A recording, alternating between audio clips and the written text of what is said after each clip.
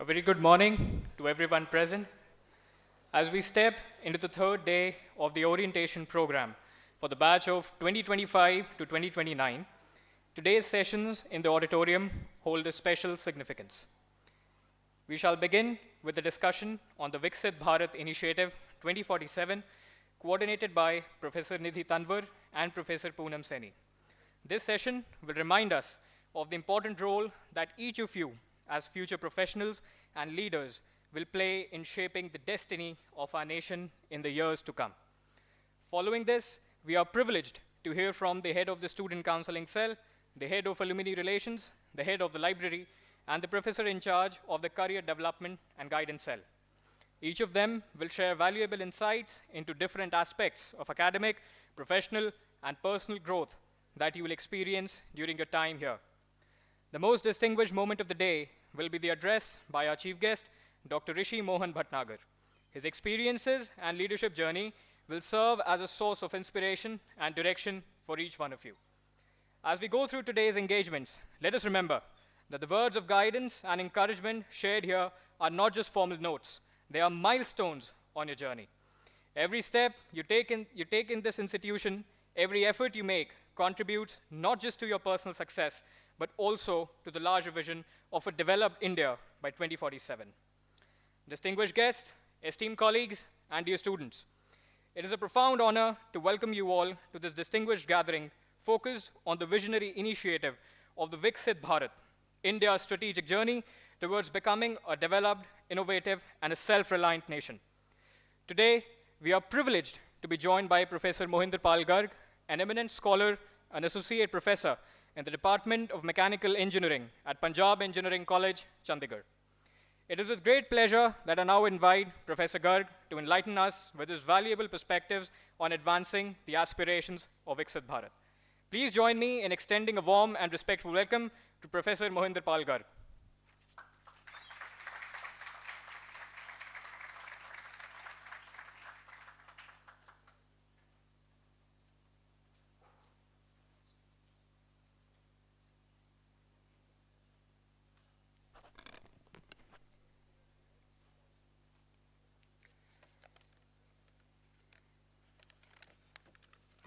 Good morning, everyone.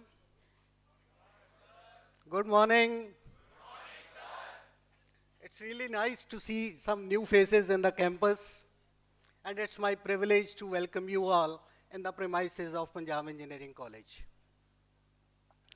See, students, the orientation part for newly admitted students is very crucial because it makes you aware about all the technical requirements and the extracurricular activities which are expected from you for your stay of 4 years in the college.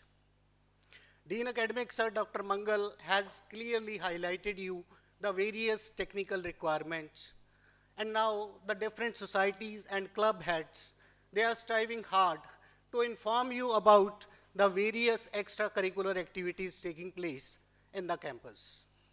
Continuing with this, I would like to inform you that students of Punjab Engineering College, they are also participating in building the nation.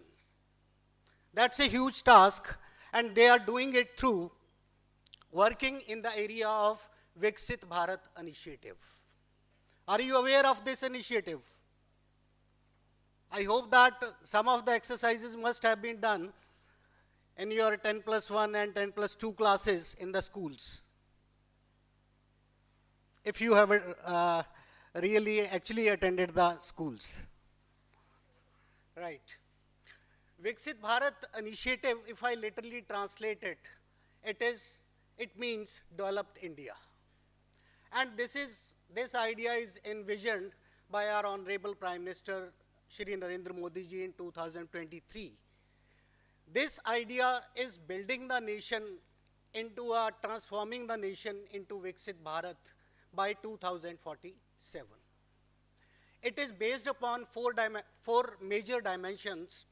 Now I will be talking in the official language. The vision of Viksit Bharat stands on several dimensions. The foremost important is economic development, and we aspire to become a 30 to 40 trillion dollar economy by 2047. This means fostering entrepreneurship, boosting startups, strengthening industries, and empowering innovations across diverse sectors. The second dimension is the social development. A truly developed India ensures quality healthcare, modern education, gender equality, and social justice. It means removing poverty, empowering the marginalized, and ensuring equal opportunity for all. Third one is technical leadership. Our future lies in becoming a global leader in artificial intelligence, robotics, biotechnology, space exploration, renewable energy, and digital innovation. Technology is not just about growth, but also about solving nations' challenges. Fourth is the environmental sustainability. Development cannot come at the cost of nature. Viksit Bharat emphasizes green energy, sustainable lifestyles, and climate action. India is already at the forefront of renewable energy, aiming to leave a cleaner and greener planet for the future. The last one, but the not least, is the aspiration to become world guru. The mission is also to transform life of citizens through good governance. See, there are two aspects when we are talking about any initiative. It is vision and mission. Vision is something that we actually want to achieve. Mission is the procedure through which we want to achieve that vision. The mission is to transform life of citizens through good governance and development of institutions. Good governance is the backbone of development.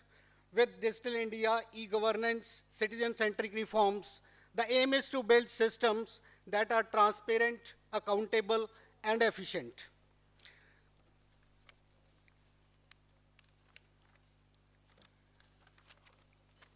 Our Prime Minister said, Viksit Bharat is not just a government program, it is people's movement.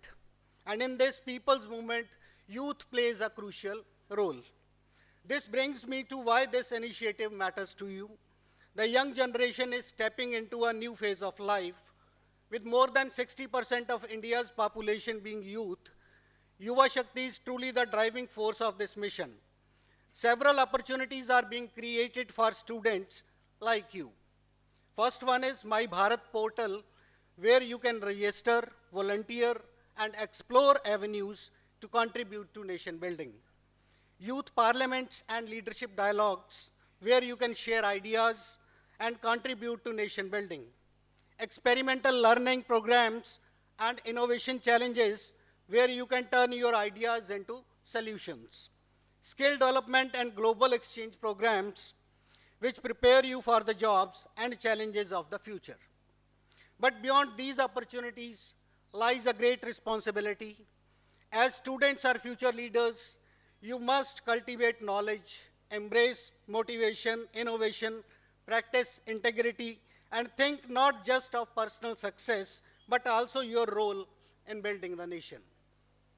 If each of us contributes in our own ways, the dream of Viksit Bharat by 2047 will surely become a reality. Dear students, as you begin your journey here, remember that your education is not only for yourself, but also for the society and the nation. Together, we can shape India, which is strong, inclusive, sustainable, and developed. Rest of the proceedings about Viksit Bharat mission, what we actually do, what is expected from you, will be explained in detail by our student coordinators. Our student Prime Minister, I hope that you will listen to their words patiently.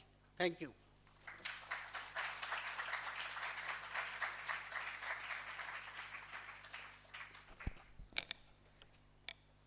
Thank you, sir, for your insightful words and valuable guidance on the vision of Viksit Bharat. Now, I would like to invite the student coordinators of the Viksit Bharat initiative to further share their perspectives and elaborate on this transformative vision.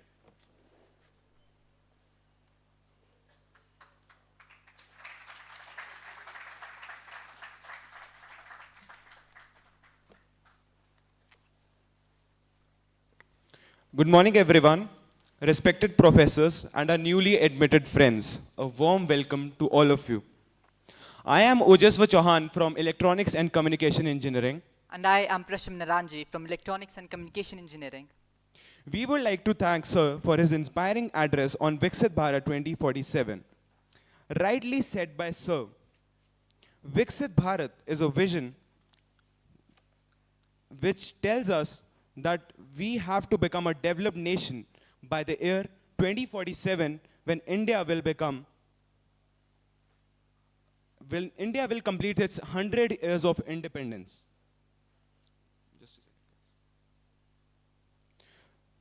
The focus is on self-reliance, innovation, sustainability, and youth empowerment. So, it was initiated by our Honorable Prime Minister Narendra Modi in his 2022 Independence Day address and strengthened in his 79th Independence Day speech with clear goals for Viksit Bharat 2047. The vision is to engage 1 lakh plus youth leaders in policy making, innovation, and nation building, providing platforms and opportunities for students to present ideas directly to government. The vision is to build a network of future-ready leaders who will carry Bharat to 2047. Here's a short video about the Viksit Bharat mission of 2047.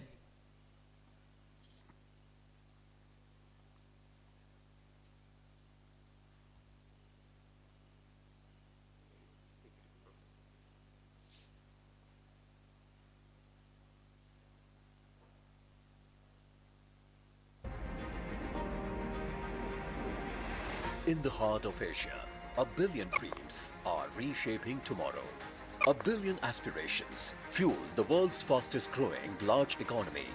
Behind every innovation stands the world's largest youth population, driving the future of artificial intelligence, fintech and deep tech, where ideas transform into unicorns and startups shape global solutions.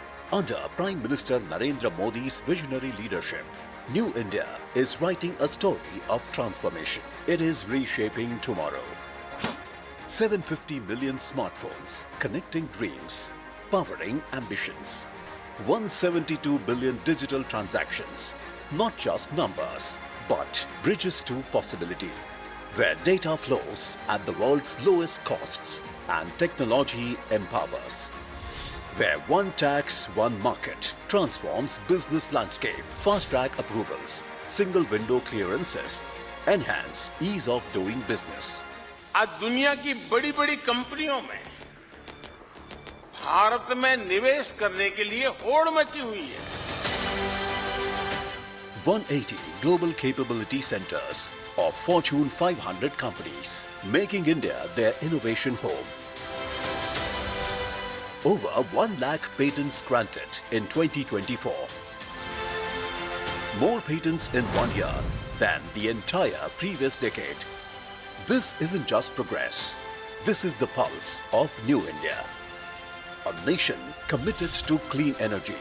4th largest renewable energy powerhouse globally, where sustainability drives innovation and green technology shapes tomorrow. $1.4 trillion in infrastructure investments, building world-class networks of progress, where every road leads to opportunity and every port opens to possibility, where air, land and sea converge to connect continents. Home to the world's most dynamic consumer market, where ancient wisdom meets modern innovation and tradition powers transformation. A strategic hub reshaping global supply chains. This is more than an economy in transformation.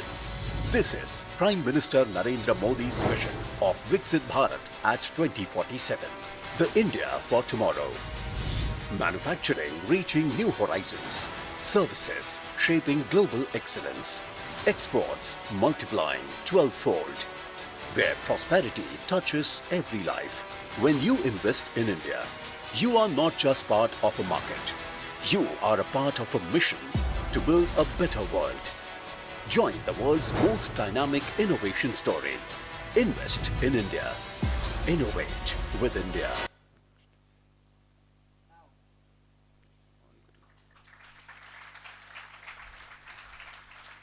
Now I welcome my friend, my batchmate, Mr. Ojaswat Chauhan, to share his experiences with us about the Viksit Bharat Young Leaders Dialogue.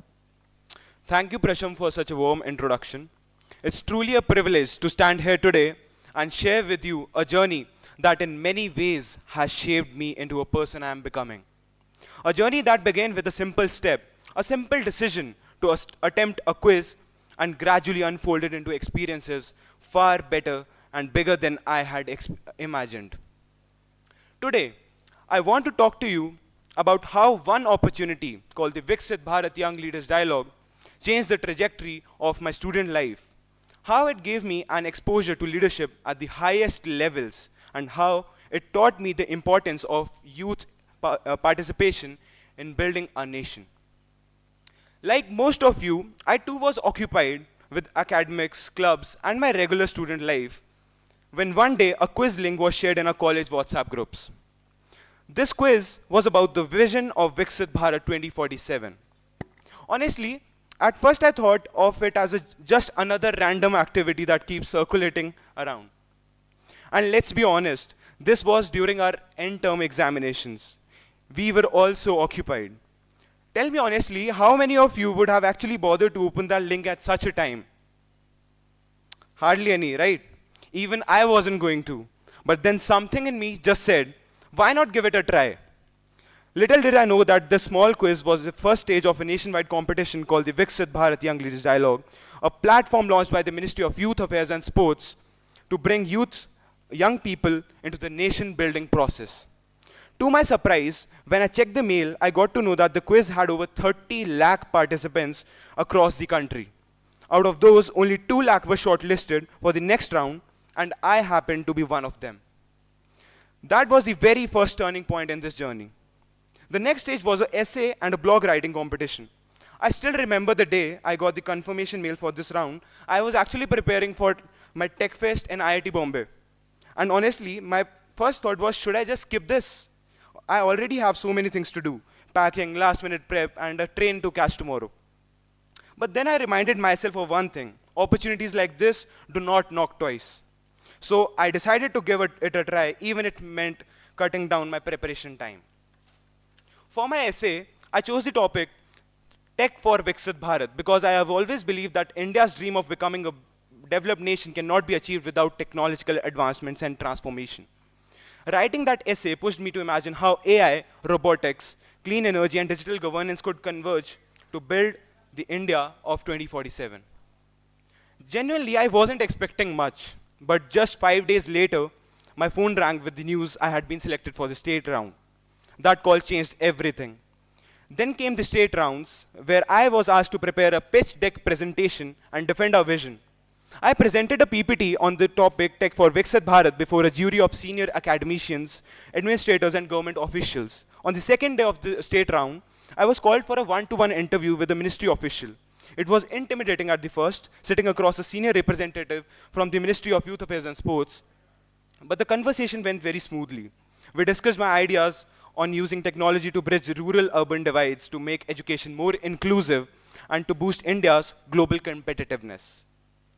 Finally, when the results were announced, I was selected to represent the Union Territory Chandigarh at the national level Viksit Bharat Young Leaders Dialogue at Bharat Mandapam, New Delhi. This was truly a most defining moment so far.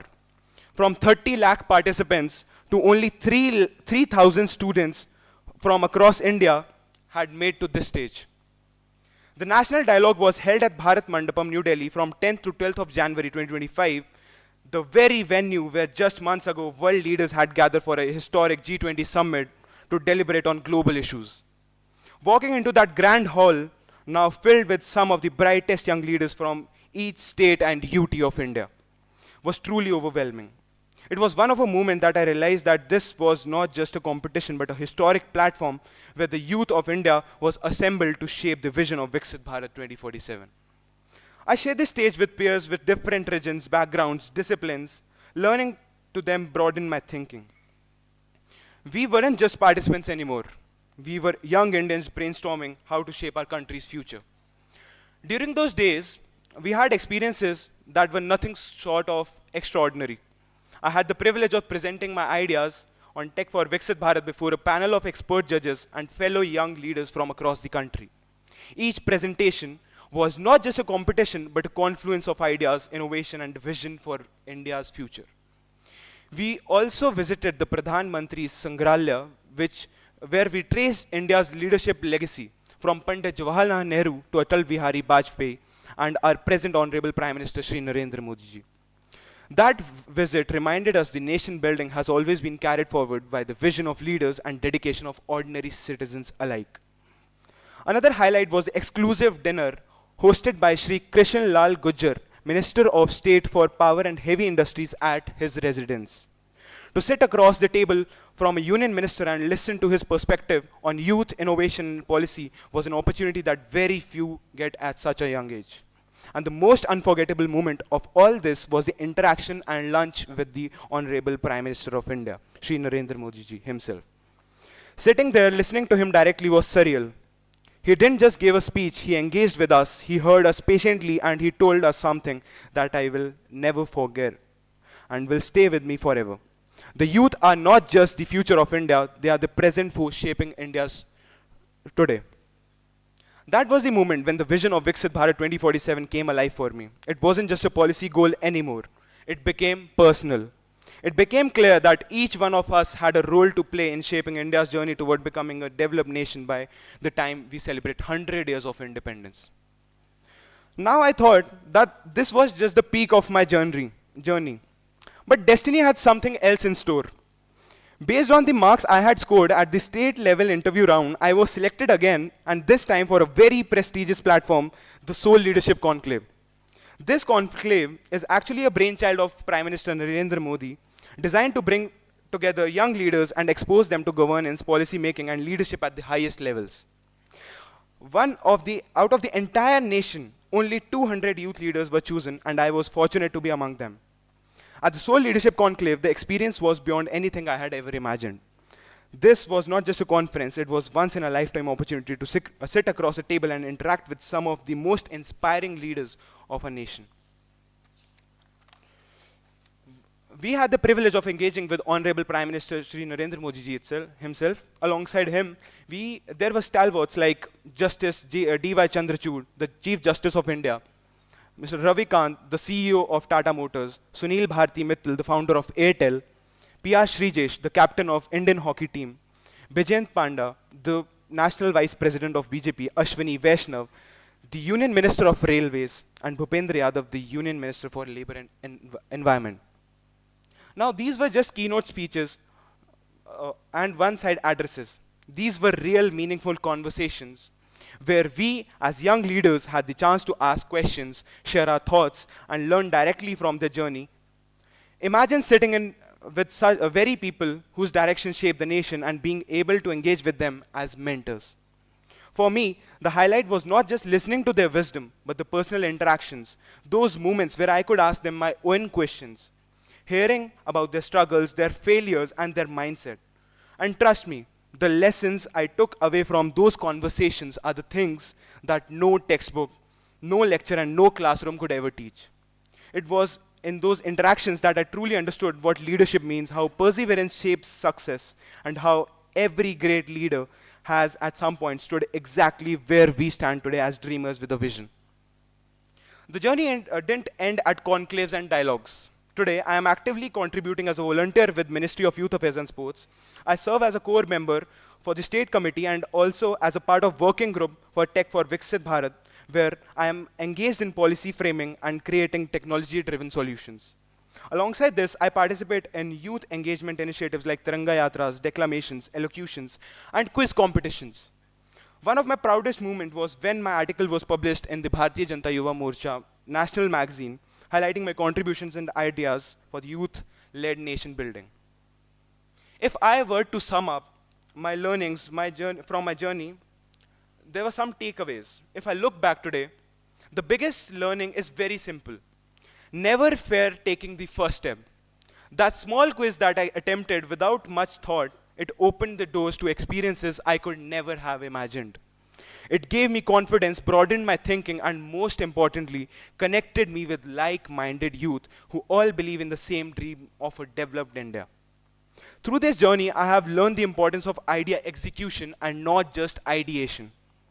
I have got the experience of networking and collaboration, staying consistent even when things look uncertain. This journey has shaped me not just as a participant of programs, but into a youth leader and a responsible citizen. It has motivated me to create opportunities for other young people so that they can too learn, grow, and contribute to India's development. And on a personal level, this journey has transformed me and has broadened my perspective on democracy, governance, and policy making. It has encouraged me to stay connected with leaders, to step out of my comfort zone, and to do impactful work for society. It has also reinforced my belief that youth leadership is the central to achieving the Viksit Bharat 2047 vision. So friends, as I share with you this story, my only message is never underestimate the power of trying. You never know which small step will change your life. And when I clicked that quiz link, I had no idea that it would lead me to Bharat Mandapam, to Soul Leadership Conclave, to interacting with the Prime Minister, and to becoming actively involved in policy making. This is just the beginning. Each one of us sitting here today has the potential to play a role in shaping India's destiny. The vision of Viksit Bharat 2047 is not just the Prime Minister's vision. It is a collective mission where you and I are equally responsible. Thank you, everyone.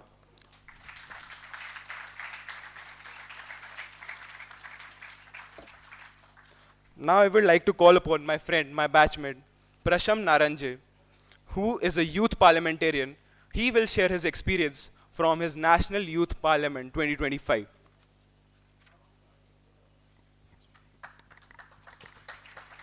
Thank you, Jasper, for this warm welcome.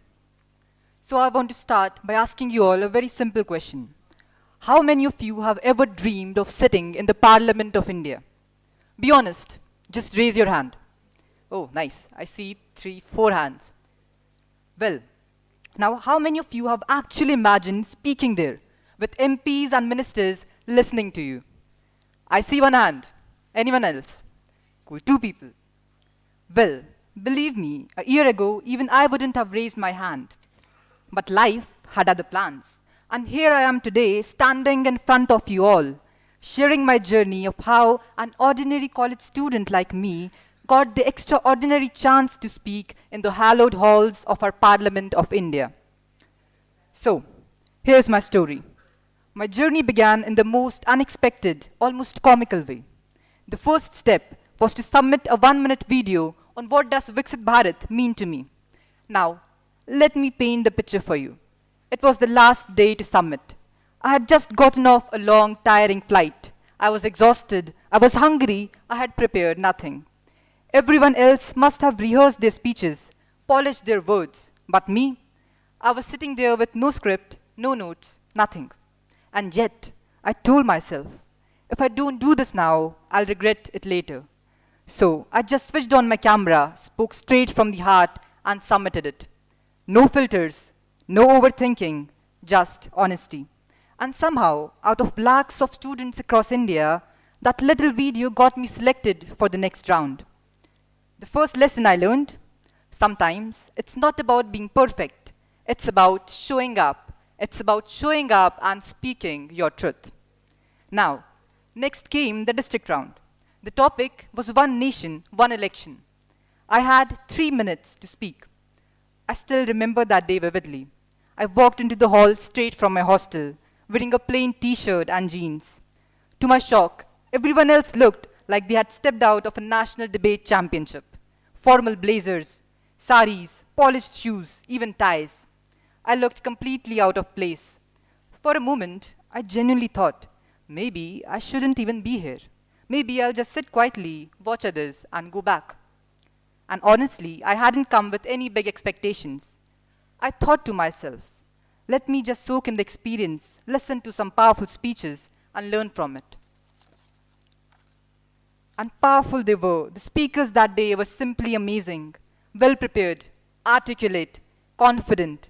Sitting there, I thought, wow, this is going to be tough.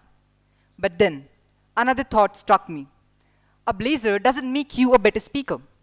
What matters is your voice, your conviction, your ideas.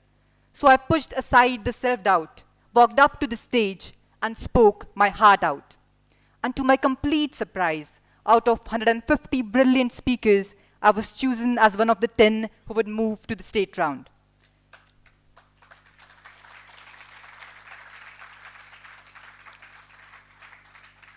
That moment taught me something priceless.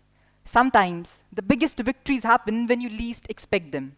And it's never about how you look, it's about how you stand. It's not the clothes you wear, but the courage and ideas that truly set you apart. So now, I moved on to the state round. The state round was another big challenge. My topic was 75 years of the Indian Constitution. Standing on the stage, I realized this wasn't just about competition anymore. It was about carrying forward the voice of youth, about proving that young people truly care about the democracy that we all live in. And for me, speaking on the Constitution was not just an assignment, it was a privilege. It is the very document that protects our rights and binds the nation together, and I felt deeply connected to it as I spoke.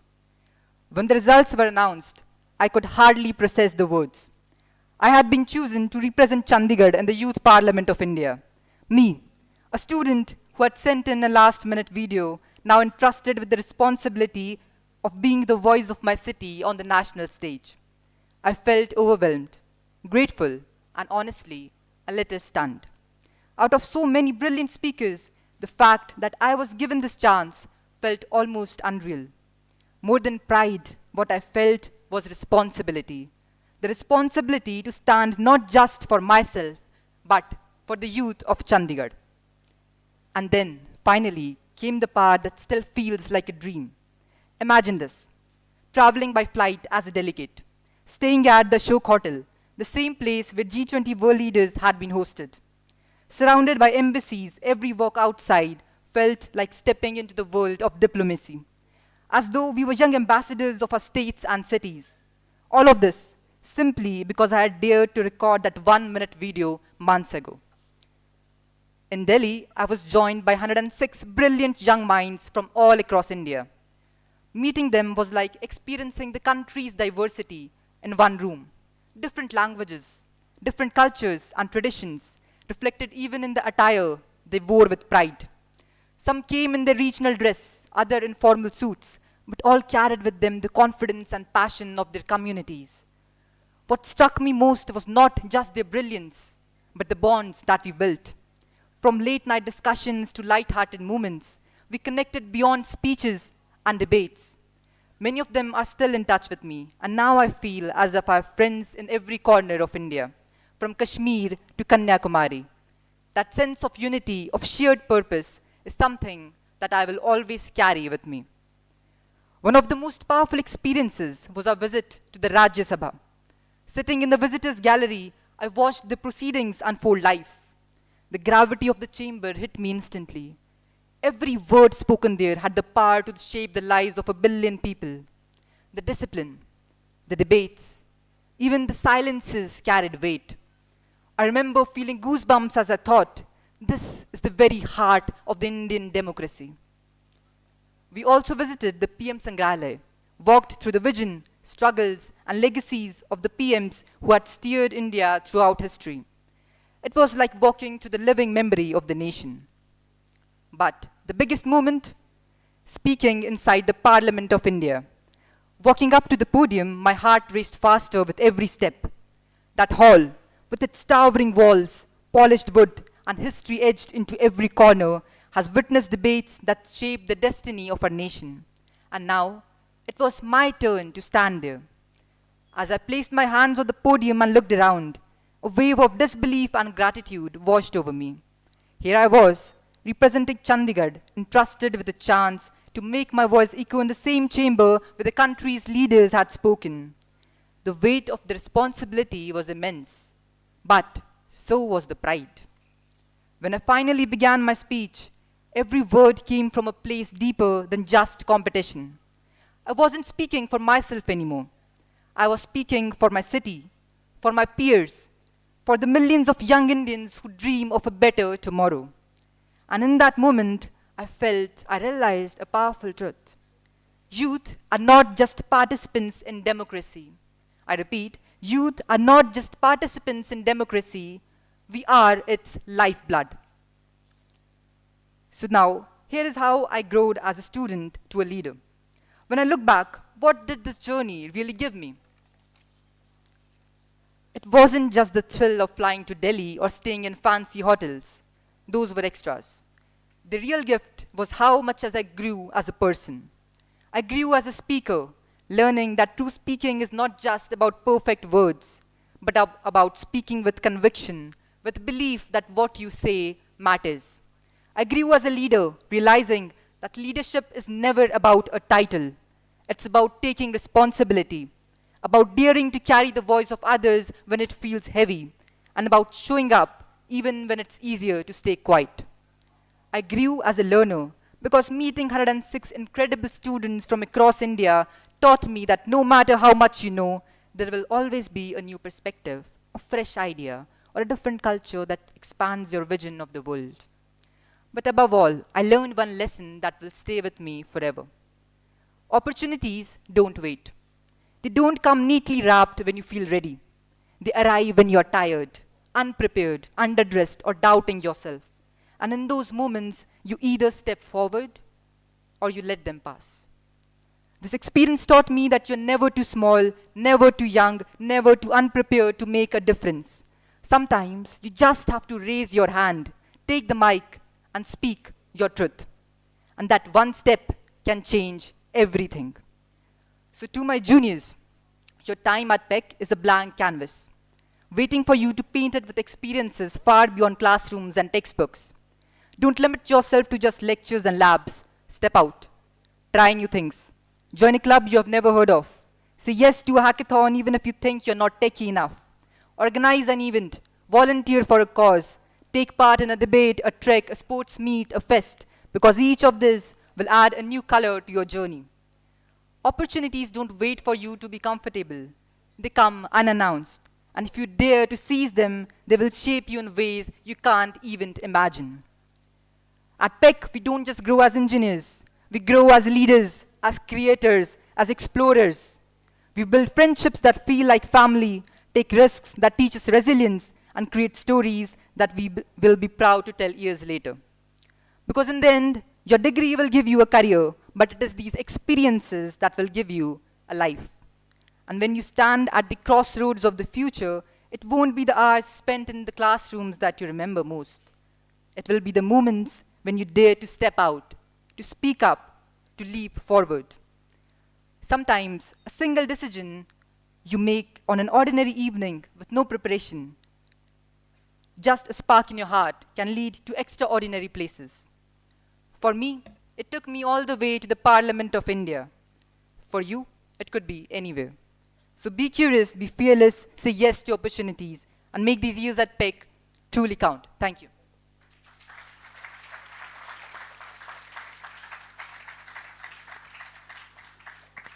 Now, Prasham, we have shared our journeys, right? So tell me, how can youth participate? So the youth can participate by joining programs like youth parliaments, which I mentioned, the Viksit Bharat Young Leaders Dialogue, Yuva Connect, experiential learning schemes. They can contribute through quizzes, debates, pitch decks, awareness campaigns, and the many yatras that are organized by the government. So Jaswar, tell me, that why should the youth register on platforms like My Bharat? Registering on platforms like My Bharat acts as a central hub for youth opportunities, whether it be government opportunity or whether it be in a private sector. It also provides official recognition for your contributions and helps track and showcase your participation certificates and achievements. Alongside this, it also ensures that you are informed about upcoming youth programs nationwide. These are some of the glimpses from the My Bharat activities that are conducted nationwide. My Bharat portal is one-stop solution for youth. It is an aggregator of volunteering opportunities, experiential learning programs, events, competitions, and leadership initiatives. It also provides you with a CV builder and other professional tools for networking and digital engagement. So here are some key features on the portal. The volunteering opportunities, as you can see on the slide, the experiential learning programs, events, competitions, and knowledge of webinars, Viksit Bharat Padyatras, the Yuva Connect program, the Young Professional Roundtables, the Viksit Bharat Vibrant Village campaign, and ELPs like Jan Aushadhi Kendra, and many more.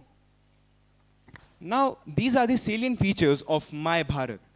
Experiential learning programs provide structure programs offering practical exposure to real-world settings. It is a program of minimum of 15 days of duration.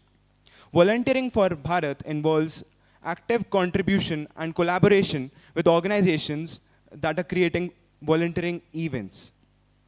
Mega events include a unique digital space uniting organizations, events, and lakhs of youth. It also gives you the option of a CV builder, where you can choose from a variety of templates available, and you can totally customize it and export it as a PDF. Your My Bharat profile is a public profile link which can be shared with anyone. So here is the impact that My Bharat has created. Over 1.77 crore plus My Bharat volunteers have registered on this platform. 51 lakh plus youth club members have been associated with this program. About 1.45 lakh plus ELPs have been associated with this program. So let me give you a brief introduction about the ELP module, that is the Experiential Learning Program. So it is structured end-to-end hands-on learning approach. It actively engages youth in real-world experiences with organizations. The duration of the engagement varies from 120 to around 360 hours. It happens in continuous, staggered mode. It builds practical skills and problem-solving approach. And a certificate is awarded on completion, which can be very useful for your CVs. So the major domains it includes are the Jan Aushadhi, postal services, Seva Se Seekhe, which happens in PGI, cybersecurity, e-governance, event management and outreach, and urban local bodies. Now, volunteering for Bharat module also includes short duration engagement programs in nation building through volunteerism with diverse opportunities, contributing to community development while enhancing your personal and professional skills. It includes dedicated public event page with online applications. It has some of the events like Sunday on Cycle, Ek Ped, Maa Ke Naam, Swachhta Hi Seva, Viksit Bharat Ambassador Yuva Connect, Health and Fitness, Road Safety, Padyatras, and Watershed Yatra campaign. Now, why form a youth club? Youth club, we need to form a youth club to unite young people, develop leadership, promote social responsibility, and work for community betterment. Now, it's your time to register and lead the movement. Thank you, everyone.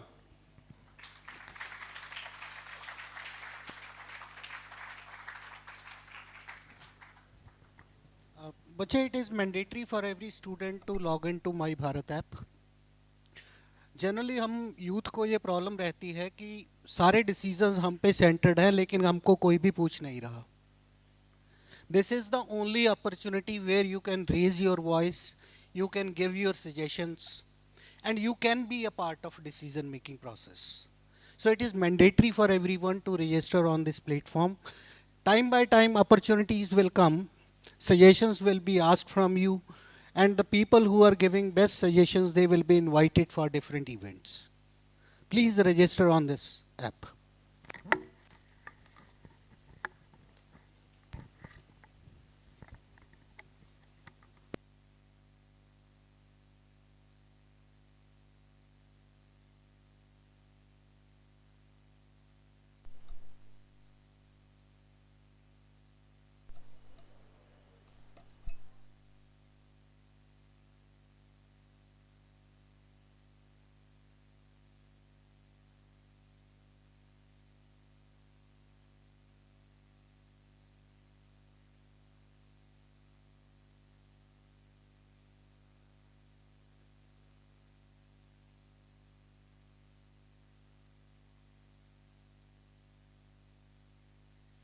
Everyone, please scan this QR code, and you can coordinate with your BIs. They must have also shared the links in your WhatsApp groups. Over there, you will get first link to register yourself on My Bharat and My Government platforms. Secondly, there is a form which you can fill where you have to apply the screenshot after your registration of your profile page, right?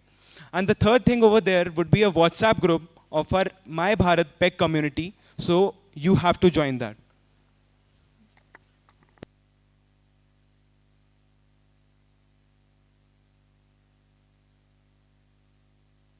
Everyone please scan this QR as fast as possible so that I can show you the QR of my government platform as well.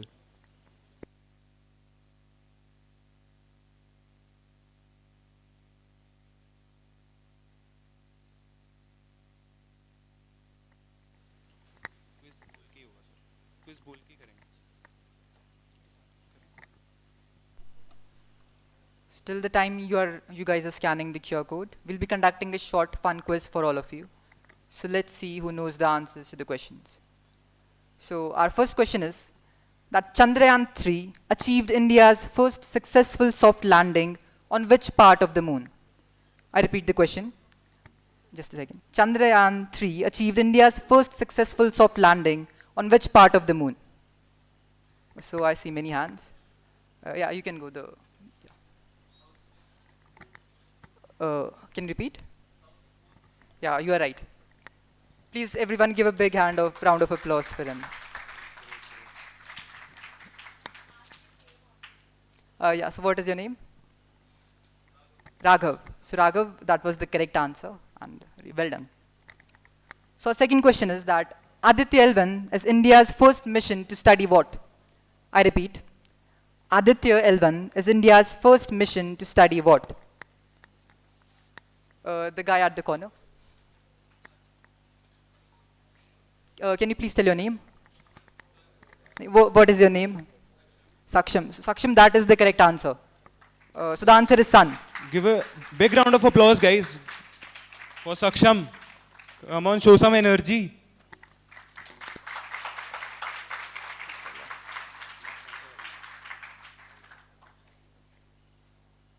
So we have told you about My Bharat a lot. So one question relating to that, okay? The My Bharat, Mera Yuva Bharat portal launched in 2023 aims to empower Indian youth in which age range?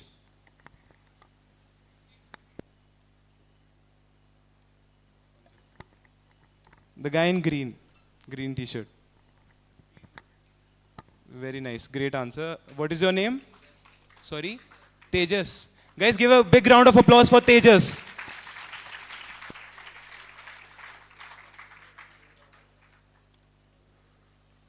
So this is a difficult question, kind of a difficult question. The National Green Hydrogen Mission, launched in January 2023, has an initial outlay of approximately how many crores? I repeat the question. The National Green Hydrogen Mission, launched in January 2023, has an initial outlay of approximately how many crores? Yeah, so go ahead. 800 crores. Any other guesses? So I'll give you the options. The first option is 1,000 crore. Option B, 10,000 crore. Option C, 19,000 crore. And option D, 50,000 crore. How many of you guys go with option C, that is 19,000 crore? Okay, so let's do one thing. Just shout the option that you all feel that is right, okay? On the count of 3, just say the option. Option A, B, C or D. 3, 2, 1, go ahead. C. Perfect. Give a big round of applause to yourself, guys. Very You nice, guys are very really nice. smart, yeah. Great.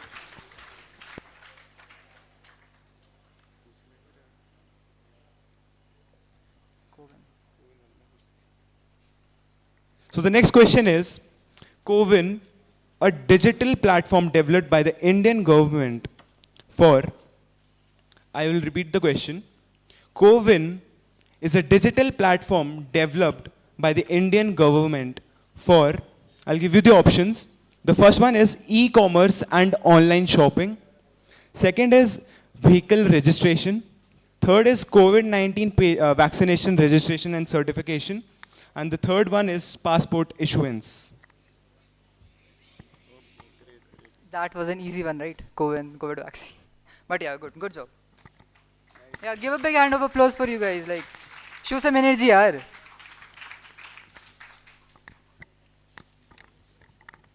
Okay, so the next question is that in May 2025, the cabinet approved a new semiconductor fabrication unit in Uttar Pradesh. Which companies are in the joint venture for the 6th Indian chip fab? I repeat the question. In May 2025, the cabinet approved a new semiconductor fabrication unit in Uttar Pradesh. Which companies are in the joint venture for the 6th Indian chip fab? I'll give you the options. Option A, Tata Intel. Option B, HCL Foxconn. Option C, Reliance Samsung. And option D, Wipro.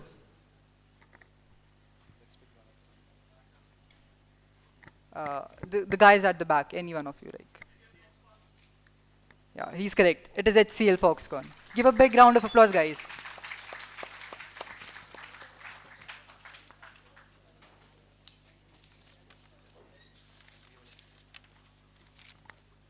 Okay, so the next question is, India's UPI and Aadhaar are key components of the digital public infrastructure, right? So what proportion of India's global digital payments did India account for the year 2025? I'll repeat the question. What proportion of global digital payments did India account for approximately by the year 2025? The options are 10%, 50%, 25%, and 75%. Okay, that black t-shirt guy at the back, yeah. Sorry. 75. Okay. No, that's someone else. If Any they other would like guesses? to try.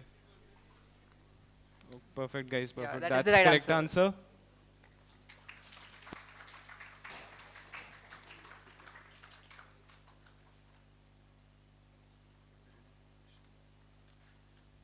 So this is a climate-related question. Let's see who can answer this. Under its updated climate commitments, India aims to reduce its emissions intensity by 2030 by approximately how much percent? I repeat the question. Under its updated climate commitments, India aims to reduce its emissions intensity by 2030 by approximately how many percent? Option A, 30%. Option B, 45%. Option C, 60%. And option D, 75%. Like, no guesses? Speak loudly. Stand up and speak. You. Sorry? 45. That is the correct answer. Well done, bhai. So guys, let's conclude this, and please everyone register on this. You must have got the registration links. Please ensure that you all have got register yourselves, and be part of the My Bharat PEC community. We would love to see you and organize upcoming activities with you all. Thank you very much, and it was a great meeting with you. Thank you everyone for listening to us so patiently. Thank you.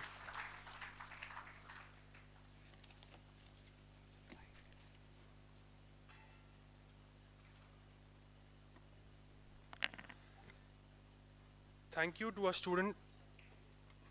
Am I audible? Thank you to our student coordinators for your thoughtful presentation and for sharing your enthusiasm and ideas that truly reflect the spirit of Viksit Bharat. A healthy headspace leads towards a healthier growth. No matter the field, a pupil must first understand themselves and then their goals.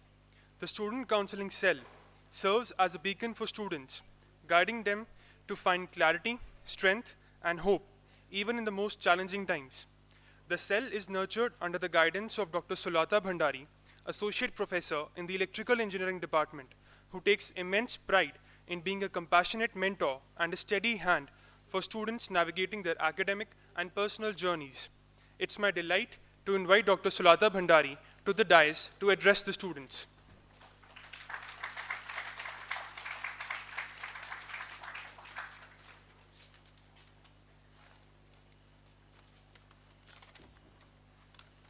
Hello, am I audible?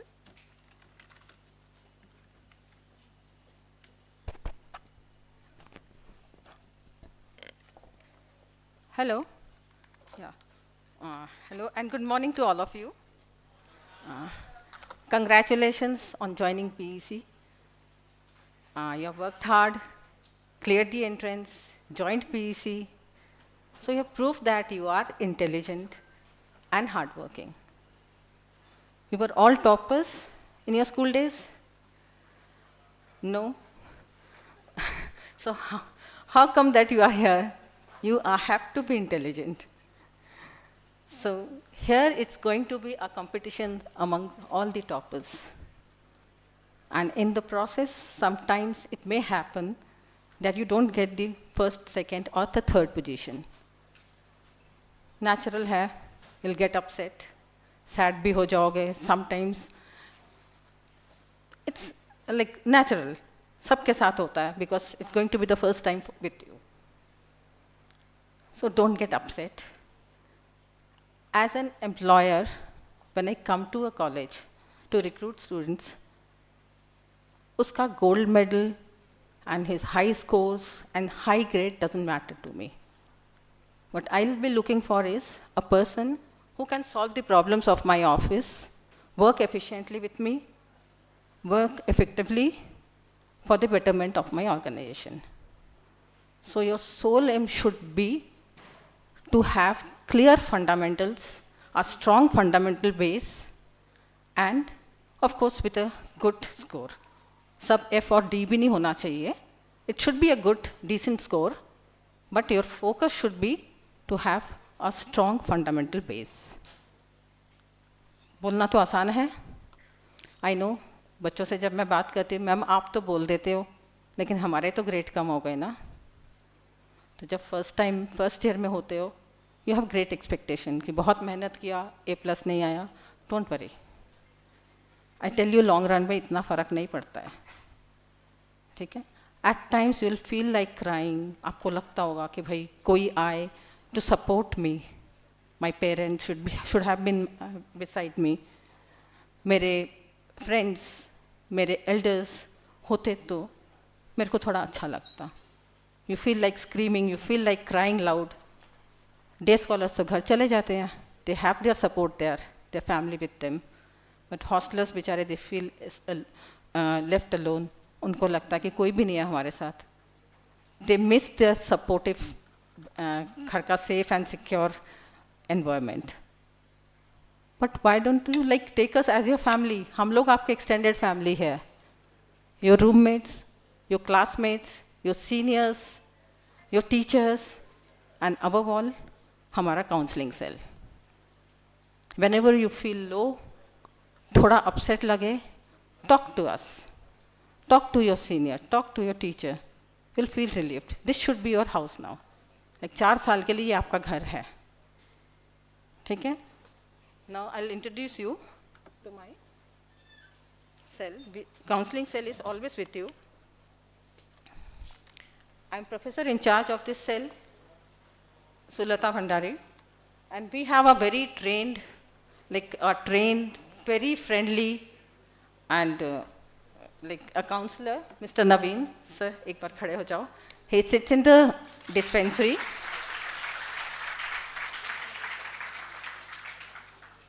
You can contact him anytime. You'll feel relieved. जब भी आपको लो लगे, थोड़ा दुखी हो, थोड़ा upset लगे, you feel like talking to someone who can relieve you, who can make you stress free, you can go to him. Definitely आपको फर्क पता चलेगा. Next is student leaders.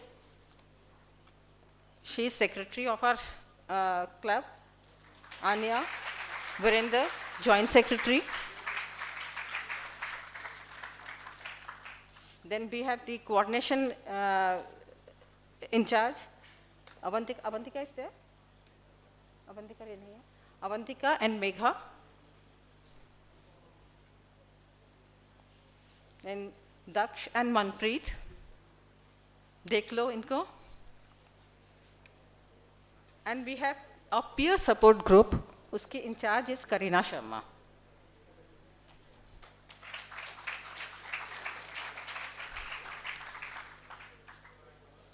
These are some of the issues faced by our students.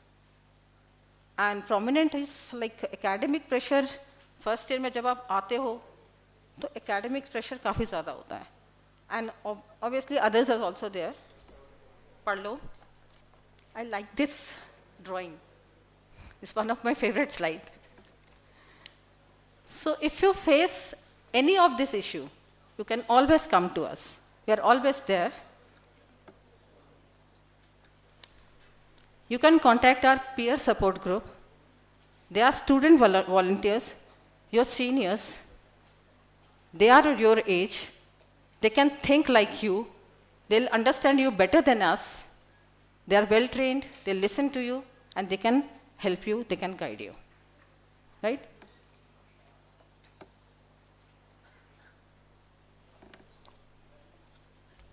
अभी तक आप सुनते आए हो कि वर्क हार्ड आपके फ्यूचर के लिए you have to work hard and there is no escape from hard work. कल मुझे एक स्टूडेंट मिला प्रैक्टिकल में. ही सेड कि मैम हमने 2 साल तो बहुत मेहनत कर लिया, अब थक गए, अब पढ़ने का मन नहीं होता. और आप लोग भी हमें सिर्फ एडवाइस करते हो कि पढ़े जाओ and I fed up. We in our counselling cell understand that. So we organize events for you so that you can participate in those activities, feel relaxed, stress-free ho jaoge, you will enjoy, and then you start, again recharge hoke, you can start your hard work. So these are some of the events organized by our cell last year.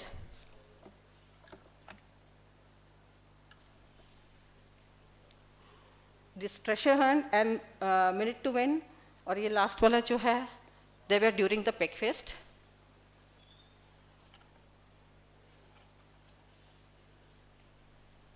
Some of the other events.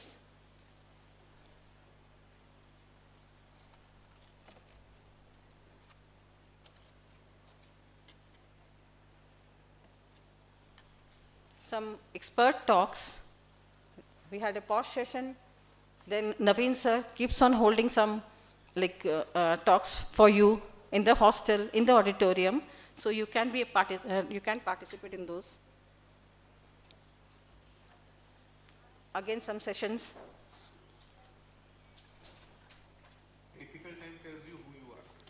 कि मुश्किल समय बताता है. It's one of the session held by Naveen sir in the hostel. यार आज तो भागेंगे दौड़ेंगे.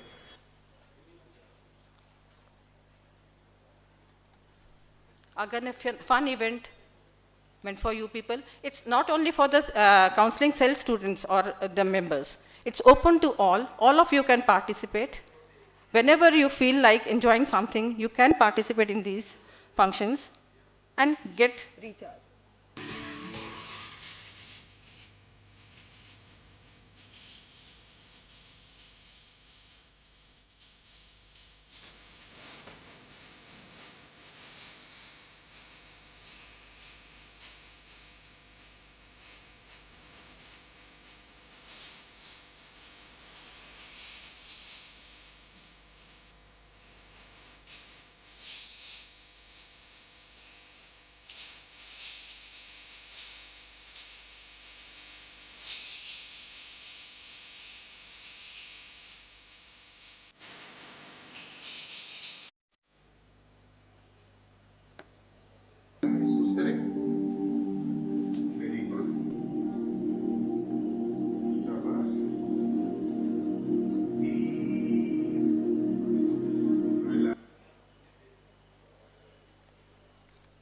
One of the meditation session held by the, sir, and at the end of it, I won't take much of your time, but do participate in these activities, make them successful. You will enjoy, we will feel good, and in the end, thank you all with good wishes for your stay in PEC. Make it a memorable stay. Thank you.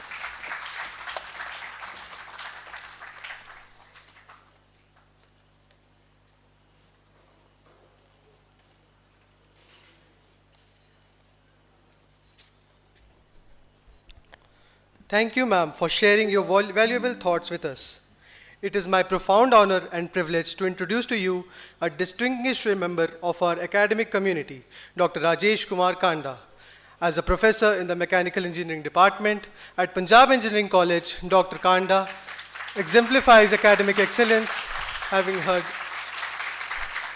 having earned gold medals for both his bachelor's and master's degrees in mechanical engineering from Punjab University, Chandigarh, along with a doctorate degree. Beyond his scholarly achievements, Dr. Kanda holds the esteemed position of Dean of Alumni, Corporate and International Relations at PEC.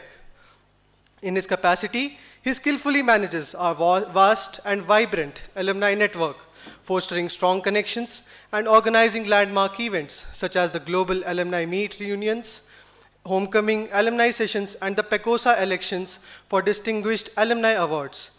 His visionary leadership and unwavering dedication continue to strengthen the legacy and bonds of our college community. We are truly privileged to have Dr. Rajesh Kumar Kanda address this illustrious gathering today and share his valuable insights and guidance with the batch of 2029. I would now invite Sir to please address the gathering.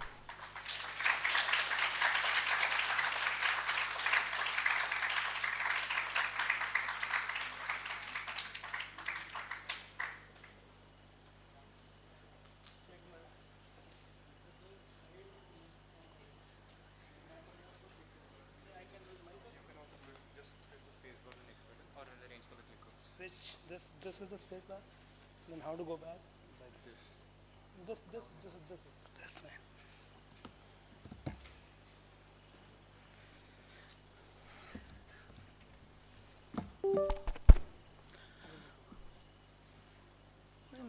This is comfortable. Good morning. Good morning, sir. So this is third day in progress. So are you enjoying? So is it monotonous, or you get to know something new every day? Hopefully this is not monotonous, and probably we have 2 days more to go. So we'll try that you enjoy your 5 days for orientation and start liking this institute.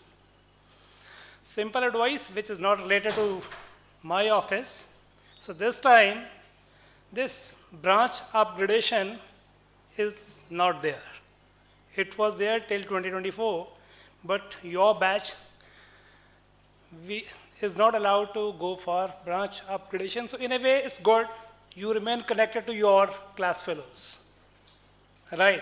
So you are not to shift to next branch, and you are not to lose your main original batchmates. One thing, and secondly, you must have thought of some institute which you rate better than this institute. But now you're in PEC, so start loving PEC. So we are, so many times you must have heard of it, we are 100 years old college, 100 years plus rather, and I'm in touch with alumni from 58, 59 batch, so they are alive. So people from 58, those who graduated in 58, they're alive, I am in touch with them. And when I talk to them, the way they talk of PEC, you can't imagine, they rate PEC much higher than any IIT. And founder director of IIT Delhi, Professor R.N. Dogra, was from PEC only. Director IIT Kanpur, Professor Jagdish Lal was head mechanical PEC. My simple summation is, take pride that you are in PEC, forget about IITs, forget about changing your branches too. So let's work hard over here. And second thing, Professor Dean Academic Affairs, Professor Mangal, he was shared, the way we will appraise you, we'll award you. The grading system, A plus A, B plus B, something of that nature, right? So right now, in fact, specifically, I haven't brought that slide in picture. You will be governed by a normal distribution curve. So in normal distribution curve, you will be class of 40, 60, 120 at the maximum probably. So in 120 students, the maximum 10% probably will be getting A plus. Next 10% will be getting A. So A and A plus, at the most 20 people out of 120 will be getting. But doesn't mean, and similarly about 20 will be getting DRF. But this is not discouraging. Reason is, here your competition is 120 only. and only 20 are getting A or A plus, only 20 are getting D or F, and major chunk is getting right from C to B plus. But this is college, this grading system is okay, but once you go to the field, once you graduate, enter the real world, there also normal distribution curve is followed. So that normal distribution, but the population size is not 120. It is not 1200. It is more than a lakh. So there you stand better chance to come in those 20%. So if it is 1 lakh, 2 lakh, 3 lakhs, probably 15 lakh people appear every year in JEE Mains, JEE Advanced. So you will be competing with those 15 lakh, your age group. So 15 lakhs and 20%, how much? Probably 30,000. So coming in 30,000 and coming in 20 only, there's a difference. So even if somehow academic performance, I'm saying, is average, not possible to come in 20, but you can always come in 30,000. So that doesn't mean that you have to not to work hard, but somehow the grading system is such that only 20 we can afford A or A plus. So outside world, you compete with complete India. Your competition is with larger population. So chances of success are more, right? So I wish you all the best for that. Now I'll start with basically what we do in my office, right? So my office is located in new academic block. It is on ground floor. And this office, I've been given this additional duty, otherwise I'm faculty in mechanical engineering department. So this duty I'm carrying out for the last more than 2 years. And I'm being supported, rather I'll say jointly we're handling this office, not myself only. Professor Jimmy Kalupia, a faculty in production engineering department, he's professor in charge. Our ma'am Saruchi Sharma, she has recently joined as Alumni Relations Manager. And my secretarial staff, Ms. Priyanka, she is sitting right over here. So 4 of us, there's, though on paper some hierarchy is there, but otherwise we are a team.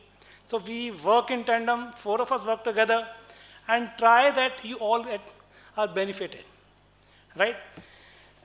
And the major goal, something is to be written in the slides too, but the major goal is we try to connect with our alumni.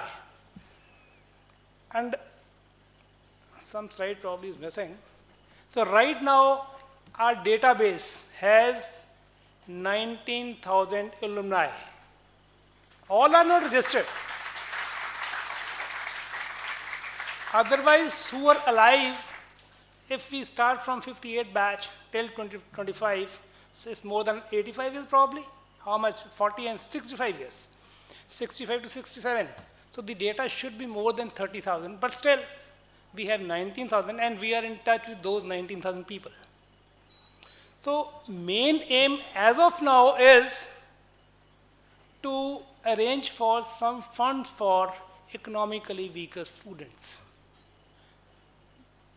Main aim of our office is to arrange for scholarships for economically weaker sections. So I'll come to that. For that to happen, in fact, I'm yet to form my team this year, though we'll focus mainly on final year, but still the opportunity is open to first year students too. So if we find somebody good, so we'll make some space for first year students too in this particular team. So we have secretary, 2 secretaries for alumni relations and for corporate and international relations. So we have divided this in 2 groups. Then some joint secretary positions again for managing this office. So let's not read the slide this way. So this team is there, we call it Student Alumni Relations Committee. So the main aim is they interact with alumni all over the globe. Right? They maintain their relations, they interact with alumni all over the globe. And for that to happen, some activities are conducted. every year. So just some slides I'm sharing. Every year, this global alumni meet is conducted in second week of February, rather to be specific, on second Saturday of February every year. Sipicosa, PEC, Old Students Association, and PEC, they work together and we conduct this alumni meet. Then we invite our alumni from all over the globe, and specifically those who have completed 5 years, 10 years, 15 years, 20 years, 25 years, 30 and 35 years, they are always special invitees. So more than 1,000 people, they attend this meet, and our student team, they interact with them, and every year we get not too many, 2 to 3 to 4 alumni, those who contribute towards Institute 2. As of now, we have tried that they contribute towards scholarships, but now we are trying that something is contributed towards your equipments and labs too. See, I'll move next. This we'll talk later. So this alumni database, this SAG team that manages, they manage alumni database. They plan, organize, and promote alumni events. In addition to this global alumni meet, we normally conduct Foundation Day of PEC every year, somewhere in November. We celebrate birthday of this Kalpana Chawla somewhere in November. So 2 events are conducted just by our office, and some networking is also done. Just this CDGC cell, they help arrange full-time employment and your trainings, but we too try that some help come from our office too for the benefit of students. And these are the different, this is important for you first year students, please. So here ST and SC category scholarships are taken care of by Dean Academic Office, but my office, Alumni Corporate and this International Relations Office, we take care of these 4 categories of scholarships. One is for economically underprivileged or weak students. Then for persons with disability. Then economically underprivileged with BPL, below poverty line cards. And scholarships as per our MOUs with alumni. So now I'll go, everything is mentioned in the brochure on page number 43, 44, and the clause number is 6.12. You can refer to your brochure also. So just see what happens. So here, 2% of the students are given this economically weakest scholarship. 2% right now, the strength is about 910, including your BDES too, they also are eligible for that. And over 4 years, about 3,640 students, and 2% of that is 72. So my office gives 70 to 18 each. So 18 for first year, 18 second year, 18 third year, and 18 final year. So 18 students are given this scholarship, which is 1 semester's fee only. You need to pay 1 semester fee from your pocket, 1 semester fee the institute supports. So 88,000 rupees to be exact, as of now. So this year, 18 students from first year under this category will be awarded scholarship. Ma'am, hopefully I'm not taking much time. It's okay. Then this is a BPL card. So this is irrespective of your income.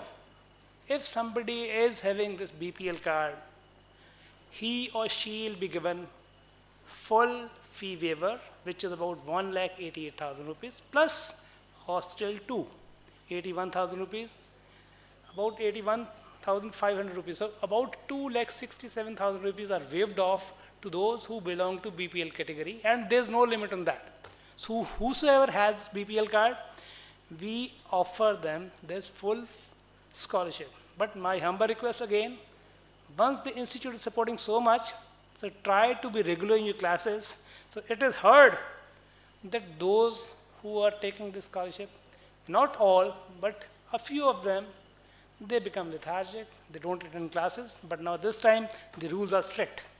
If you probably have attendance less than 50%, earlier there was no routine election for that, but now this time probably Dean Student Affairs, he has made it a point that you will be expelled from the hostels. So if you don't attend 50% of the classes. So this scholarship also you'll have to then forego.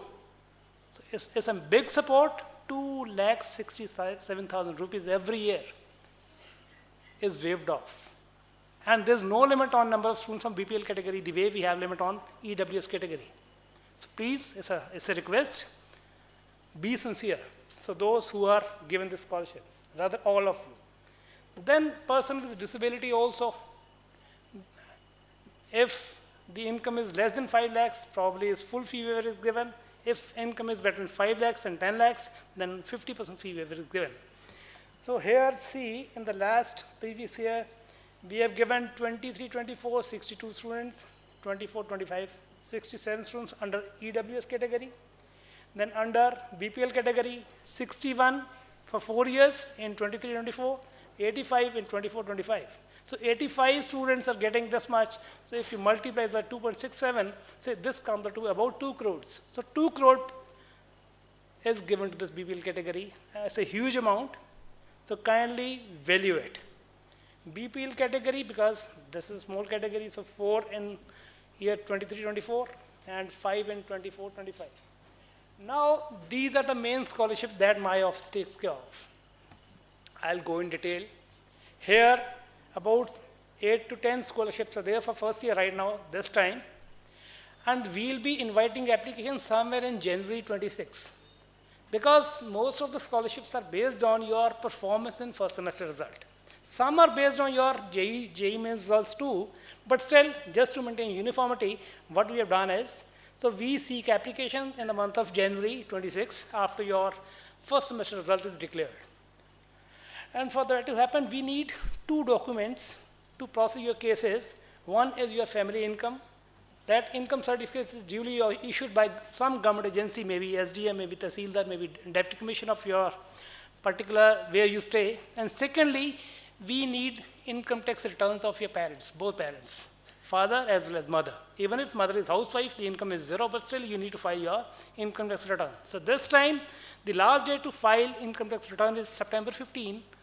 Just probably 20 days are there for that. But still, it's not possible. Those who have just recently joined, it's not possible for them to arrange for your PAN card. PAN cards you require if you are filing income tax return. And for that to happen, Government of India also has some relaxation possible. So you can file your income tax return till December 31. So that is second reason that we invite applications somewhere in January, because by that time you all can fill your income tax returns, your parents. So you can arrange for PAN cards. We have three plus months for that, rather 4 months for that, right? So apply for PAN cards if your parents, they don't possess. And there's a limit. If income is less than 2.5 lakhs for a particular individual, there's no penalty for that. If income is probably 5 lakhs, then 1,000 only penalty is there for that. And if it's higher than 5 lakhs, then probably it's 5,000 rupees. So those who apply normally, if the mother is not working, so practically you need not pay any penalty for that, because it will be below 2.5 lakhs. And up to 5 lakhs, it is just 1,000 rupees. It's a small, just nominal amount. So those who need to apply, they think of applying for this EWS or some other scholarships, please make sure that your parents, they file their ITR before December 31. 4 months are there for that. And arrange your income proof certificate from competent government authorities, right? Now some scholarship I'm going to share. So again, everything is done by the alumni. Mr. Sanjay Berry, he'll be giving 1,76,000 annually. There will be 2 criteria. One is your income, one is your CGPA. So CGPA should be higher than 7 point for first semester. But those who are having the CGPA higher than 7, this is a qualifying round only. After that, the person with lower income, he'll get it. Right? So income is main criteria. This is just a prerequisite that you should have CGPA higher than 7.7 in your first semester. But then again, normally what we do is we maintain a uniform merit list for EWS category plus these MOU scholarships. So total 18 from there, about 12 from there. So 30 scholarships my office will be disbursing, and everything will be based first is your academic criteria, but that is just your borderline that you need to cross, and after that your income. So lower the income, higher the chances are there. And we are very particular. If you don't submit your ITR, if you don't submit your income certificate, then your applications are rejected. And Mr. Bhisham Beri, so he is giving complete, just see about 1,76,000 rupees to one student. Similarly, this Mr. Aditya Guleri, he started this scholarship last year. So last year, we started with 2 girls. Those 2 girls will keep getting their scholarship 1,76,000 throughout their degree program. So this year again, we'll select 2 more girls for this scholarship. But see, the family income should be less than 5 lakhs. She'll have to maintain this 7 CGPA throughout the 4 years career, this degree program. So then 1,70,000 complete fee waiver. So 2 girls, last year we started, this year again 2 girls, so she'll be supporting 4 girls, next year 6 girls, next to next year 8 girls. Then for all times to come, he'll be supporting till PEC is there or still he is there. He's a big businessman in US, 86 graduate from PEC in electrical. And so that way 8 girls after 2 years, after 3 years, we'll be supporting with 1,76,000. This means about 2 lakhs for one and 16 lakhs or 15 lakhs he'll be donating every year for 8 girls. But you need to meet this criteria. So probably, ma'am, am I allowed to continue or not? Or should I try to wind it up? Anyway, so these scholarships, we'll share this complete slide. We'll put this on Webmaster, or we'll email you this complete data so you can plan those. Basically, there's a competition too. There's a competition, right? So in addition to your financial criteria, there's academic competition too. So you start preparing to get these scholarships because they are merit cum means scholarships. So 3rd one, 4th one, Ma'am Nidhi, she's coordinator, she's just asked me to just wind it up. Right? So these are some scholarships that you'll be competing for, some, and though not meant for you, for final year students only, those who make the best projects in final year. So some awards are exclusively meant for them also. This Baldev Krish award, this goes to the best project, about 50,000 rupees, plus certificate is given. Then there's other awards, but mainly meant for final year students. And this is for 2nd year, 3rd year, and final year. They started last year. They'll be hand-holding for 4 years. When this cycle is over, then the next cycle will start. Right. Now next is, so documents required, we'll share. So these are some MOUs that my office has signed with some external agencies. So these links are there.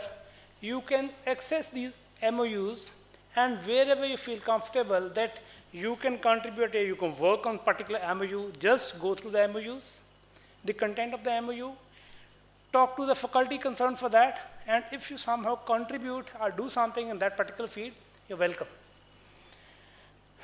And recently we have signed one MOU with Power Grid, with Bureau of Indian Standards. So there are so many, but I've just put 2 slides over there. And because my office is taking care of alumni, so you must have seen these 3 busts outside auditorium. One is Dr. Satish Dhawan, Kalpana Chawla, and Jaspal Bhatti. And this way, just a small list of noted alumni. I won't go into detail of this, just have a look. Jaspal Bhatti, then Mohan Singh Kalsi, he is owner of this Kalsi pumps and all you must have heard of in Jalandhar. Desh Pratap Singh Kero, he was some minister in Punjab cabinet. Vanya Mishra, she was Miss India, 2014 graduate from electrical. This Varun Berry, MD Britannia. Amit Singhal, CEO of Asian Paints. Mr. Bhola Thapa, right now he's Vice Chancellor, University of Kathmandu, Nepal. Puneet Gupta, he is again founder of Astrotalk, is based probably in Noida. This Mr. Tyagi, he was chief guest, he is CMD Power Grid. And even Bashe is from our college, right? This Gurpratap Singh Boparai, he is my class fellow. Just see at the age of 42, he became CEO of Fiat India, then MD, Skoda, then CEO Mahindra. Right now, he is CEO Switzerland Energy. People, they made it bigger life. So our present Senior Superintendent of Police, Mrs. Kamardeep Kaur, she is again from PEC. Election Commissioner of India, Mr. Anup Chandra Pandey, he was Chief Secretary UP also, again alumnus of PEC. Navneet Kapoor, owner of Luminous Inverters, again my batchmate from PEC 91 Electronics. Rakesh Kalra, CEO of, the list is long, just a few of them I have brought. And this Jugeshender Singh, again my batchmate from production. Just he took admission in sports category, but he made big in life. Right now he is CFO Adani Group. Just last year he bought a house worth $40 million, about 400 crores. So we are in touch with him. We try that he contributes something to the college too, right? So just a motivation for you. But still, what I'm saying is, we cater to only 30 per year for EWS MOU category. And more than 300 applications they remain unattended. The college cannot contribute more than that. And in your MOUs by alumni, some percentage comes from college to institute too. So institute cannot support too much. It is supporting BPL completely, it is supporting EWS 2%. So still, more than 300 students, they don't find this scholarship, and they are in need of this. So what I'm saying is, so join hand with my office, communicate with alumni, and more funds are arranged, and let's hope that those 300 unattended applications are also catered to. And we are yet to make a form, this SAC team, though mainly for final year students, but still the doors will be open for other years too. Again, welcome to our institute and good luck. Thank you very much.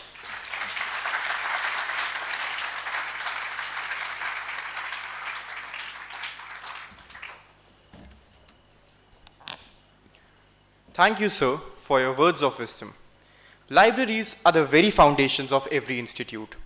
Enriching our lives with the oceans of knowledge, a person grows more in a mere reading hall than in any other place. As the navigators and curators of this building block, our librarians, with the efficient monitoring and moderation, ensure that the students continue to hone their minds with unmatched curiosity and discipline. Our senior librarian, Dr. Seema Vashishta, inculcates a sense of learning and intrigue amongst the students with her virtues and passions for this inspiring notion of knowledge for everyone. With her support and dedication, she has aided a multitude of aspiring engineers by providing the right resources at the right time so that they could reach their goals. Words can't possibly express our gratitude to her for the same. It is with great pleasure and honor that I invite her on stage to kindle some flames of curiosity with her inspiring thoughts.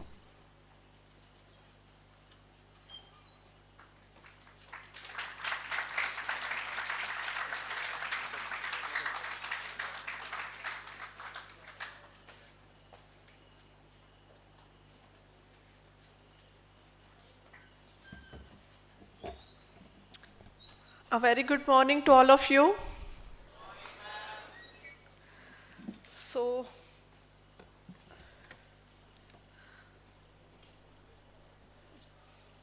sorry, I think I pressed some wrong button.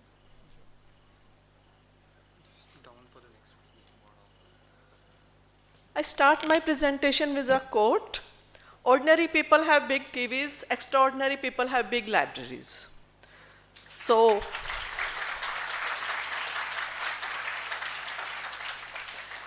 PEC has a very big library, which is built up in a 3-storied building of an area of around 27,000 square feet. And it consists of 2 interlinked buildings, old block as well as new block. And new block is fully air conditioned. And we have a sitting capacity of around 400 accommodation. And next quote is from Albert Einstein. The only thing you absolutely have to know is the location of the library. So,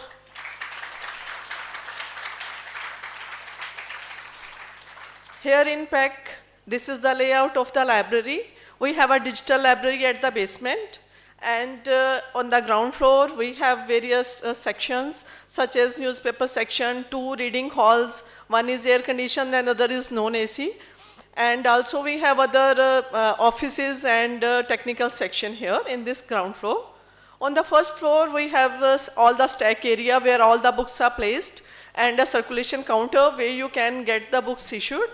And on the top floor, we have reference section and periodical section. Also, there is a book bank from where you will be getting books for the whole semester. This is a glimpse of the new reading hall and old reading hall. Timings of the library, reading halls are kept open from 9 AM to 8 PM during the weekdays, and on Saturday it's from 9 AM to 5 PM. However, during 1 week before the examination and during all the examination, the opening hours of the library are extended up to 10 PM on all the working days so that you can have a better access to the library resources. The working hours of the other sections are from 9 AM to 5 PM. Library has 2 types of collection, print collection as well as digital documents. We have around 1.25 lakhs documents in the print form, and that collection of digital documents include e-books, e-resources, journals, online databases. There are various types of e-resources are there. And we also subscribe to 20 magazines and 11 daily newspaper to upgrade your knowledge on the daily basis. As far as collection of the print books is concerned, in the circulation section we have a collection of around 72,000 books, and in the reference section it's 11,000 books. In the book bank journal category, we have a collection of 16,600 books, and in the SC/ST book bank we have a collection of around 16,000 books. Other collections include, we have a very good collection of Hindi Punjabi books also, which is around 2,000 books. We also acquire e-books so that you can have a better access to the documents in the electronic format. We have a collection of around 4,000 books, and these are available from the various prestigious publishers like Cambridge, Elsewhere, McGraw-Hill, Pearson, Wiley, Springer. And this is a list of the newspaper, and this is a list of the magazine which we acquire.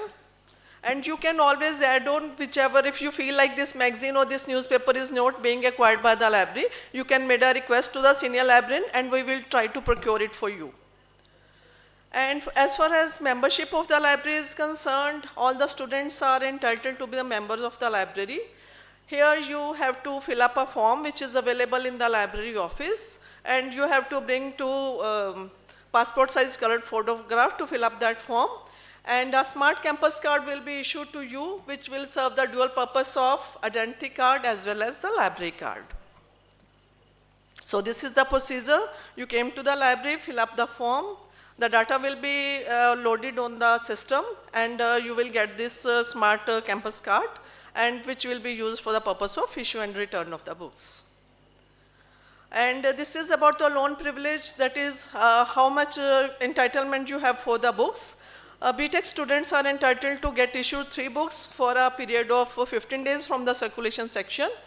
And from the book bank, SC/ST category are entitled to get 6 books, and general category students can get 5 books for the 1 whole semester. The main things here for the conditions of loan, if you don't return the books on the time, a fine of ₹2 will be charged on each book per day basis.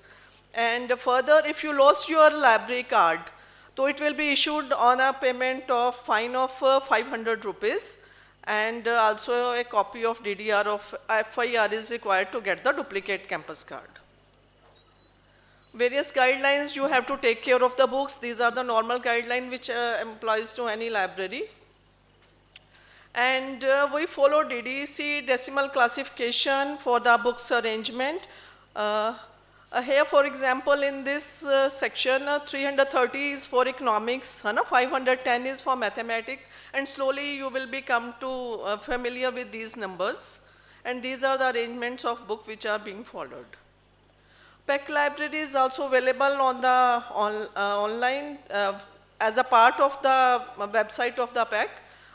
Here you will be getting any information you want to know about the library. OPEC. OPEC is the online public access catalog. We have OPEC which is available on the World Wide Web.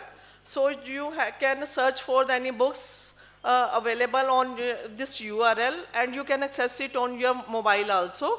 And it will be helpful you to know that any books is issued or not, it's available in the library or not. This is a screenshot of the this link. And you can have the option of searching the books on the various bases from the publisher, from the author, from the title. From each, these are the various options you can search for the book. How to get the books issued? You search the book from the OPEC, go to the stack area, find the book required by you, and go to the circulation section and get the books issued. We have a digital library in the basement of the library with 32 computers dedicated for this purpose. And here, using these computers, you can access the OPEC, various e-resources. You can check your accounts. There are NPTEL courses available. You can access various MOOCs, e-databases, National Digital Library is there. NPTEL courses, these are the initiative of Government of India, National Program on Technology Enhanced Learnings. These courses are developed by the IITs on basic science, engineering and humanities. These courses are acquired by the library and available on the PEC LAN. So you can have access to these courses and try to complete these courses. Even certification is allowed for these courses. And we also have a good collection of various CDs, floppies and DVD materials. ONOS, One Nation, One Subscription, this is also an initiative of the Government of India, where they have provided access to the 30 publishers from the various prestigious journals to the library. This is a notice board outside the library. All the notices are put here so that you can be updated that what is going on in the library. This is a book drop kiosk. After the working hours of the library, for example, a section is closed at 5 p.m. Then you can want to return the book, then you can return the book, this book drop kiosk. This is a facility which is available after the working hour of the library. But please don't drop the book bank books here in this kiosk. So I wish you a very happy reading. Please cooperate with the staff. They may appear strict to you, but they are here to create the discipline. So wishing you very happy reading. Thank you.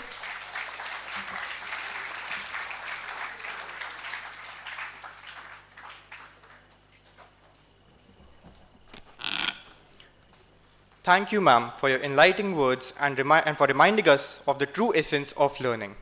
Now, we would like to show you some videos to get you excited for the biggest fest of North India, PEC Fest.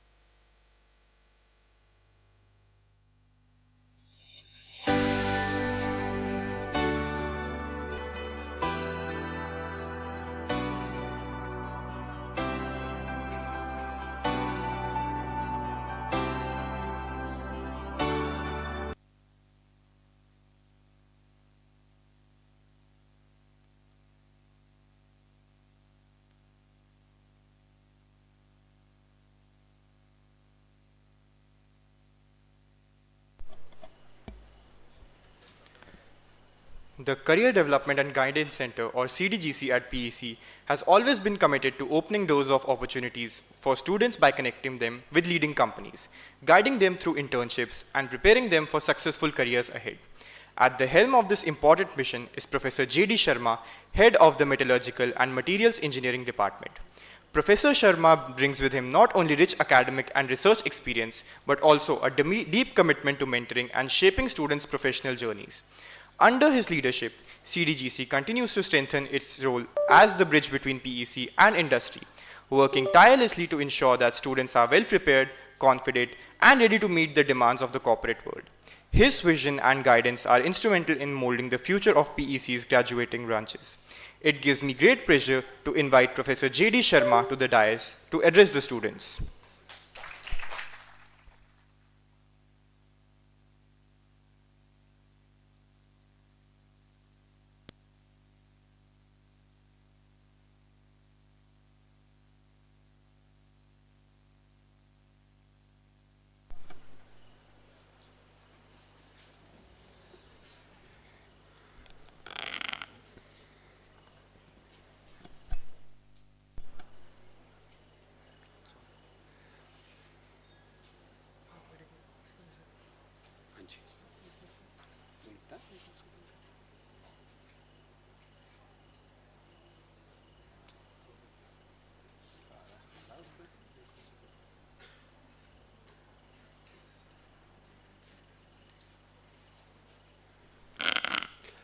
Good morning, everyone. A warm welcome to all of you. Welcome to a community which is as old as a century, but it is as modern as the things which are going to happen in this world. We are the people who are visiting it, who are creating it. So the institutions which amalgamate such a large and prestigious background, as well as who looks into a holistic picture of the country, of the nation, of the technology, PEC is that place. And I welcome you to such a place which has a legacy, and you are the youngest member to this family. Welcome you all. Now, yes, you can clap.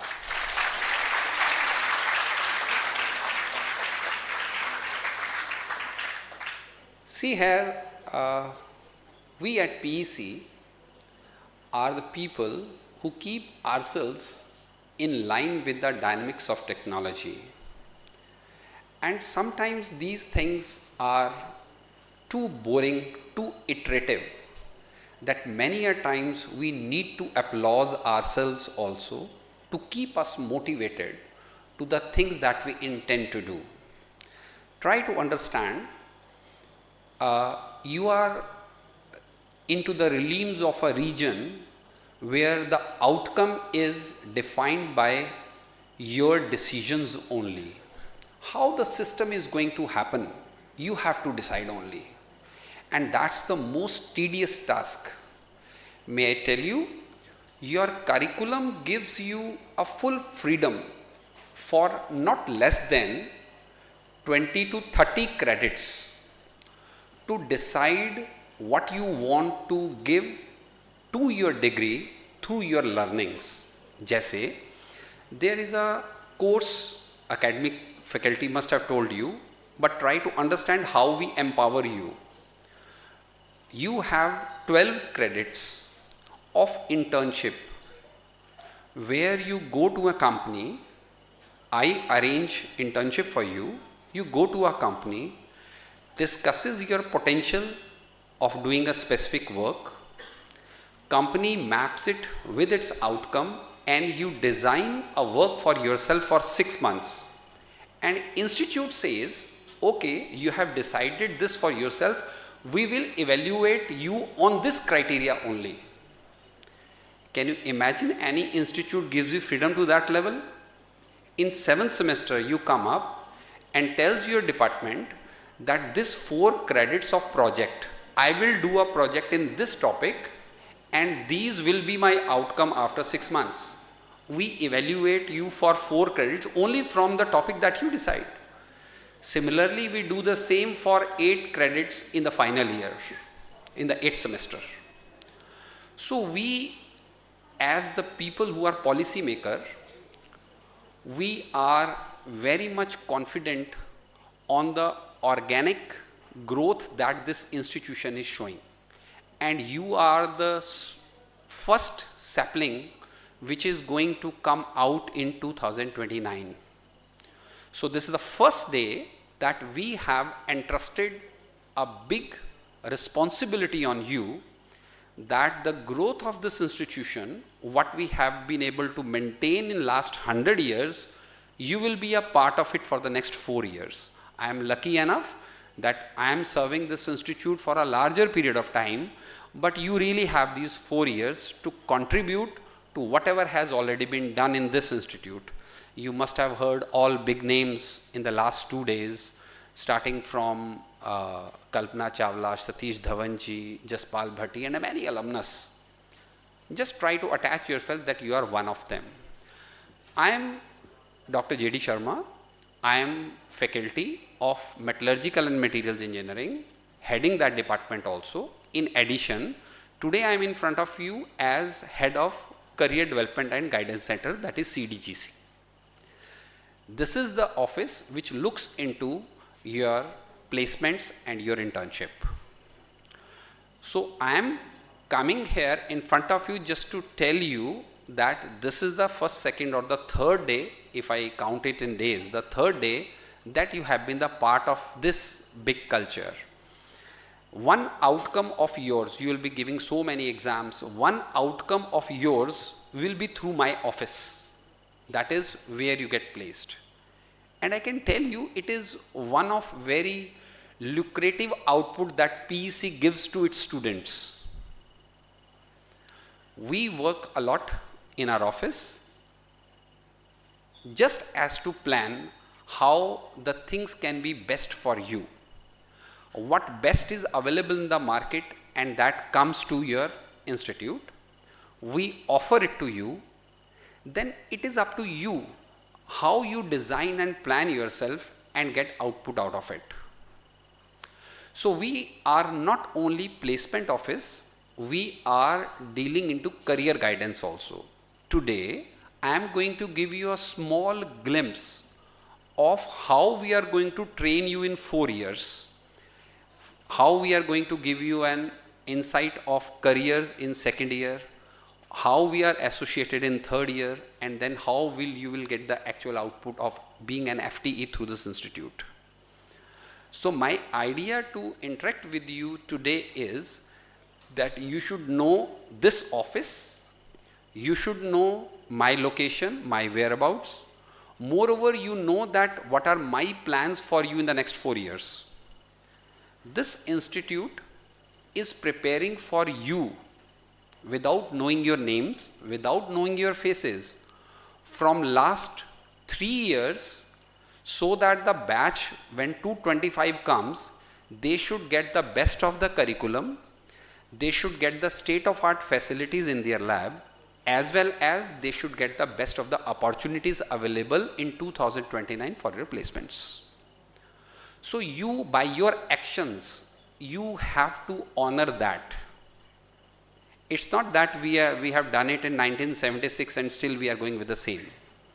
Every branch of this institution, every office of this college is preparing that some talent is coming to me in 2025 and how we are going to nurture them. If you do a guidance center, earlier it used to be a training placement office, but now we generally call it as career development because we deal into the careers of the student, that how to build a career.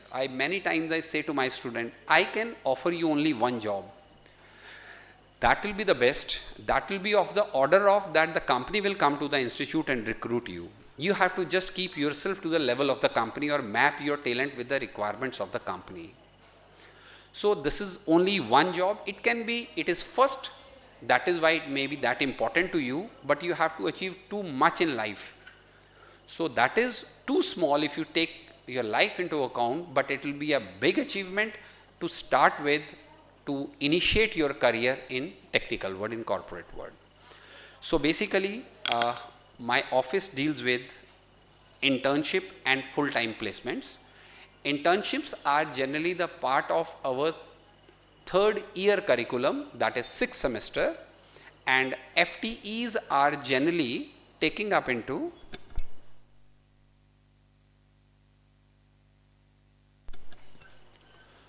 so we can offer you some internships in 6th semester, but we are just looking into pushing it or changing it into another semester, that is 8th semester. And after that, FTE means full-time engineers, that is the actual placement where you have. There are different ways how you can be placed in a system. In that system, we understand that there is a small part of 6-month internship. You get into a company.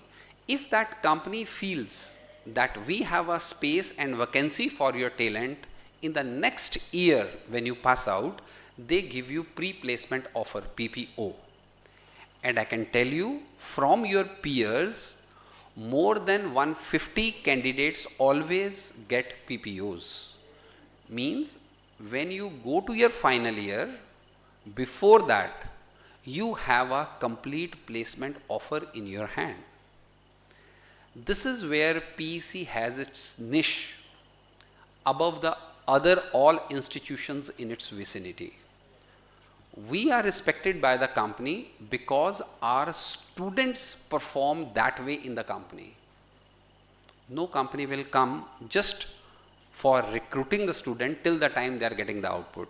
So many times people say, Ki JD Sharma, you are the most richest person of the institute because you are sitting on the best of the talent available here in the north. And I really appreciate that. But everything depends upon what you have prepared for, how you have prepared yourself.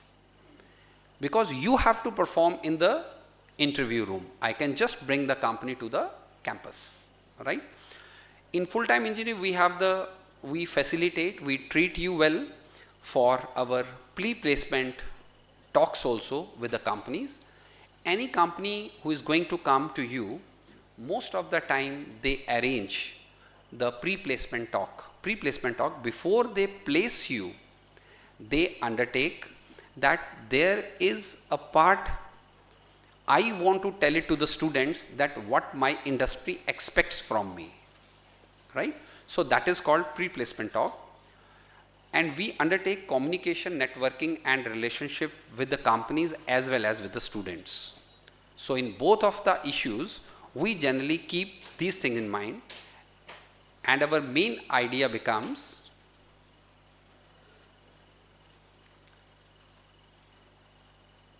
chief guest is here. I think we can all applaud them by standing.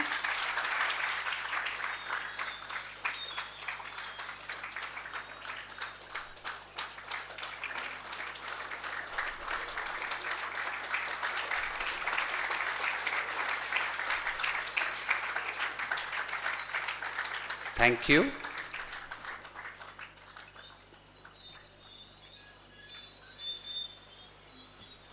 Welcome, sir. I am Dr. J.D. Sharma, heading Career Development and Guidance Center. So we have been eagerly waiting for you with the system. I think, madam, we can proceed with sir's view. I will continue after your lecture, sir. Please, sir.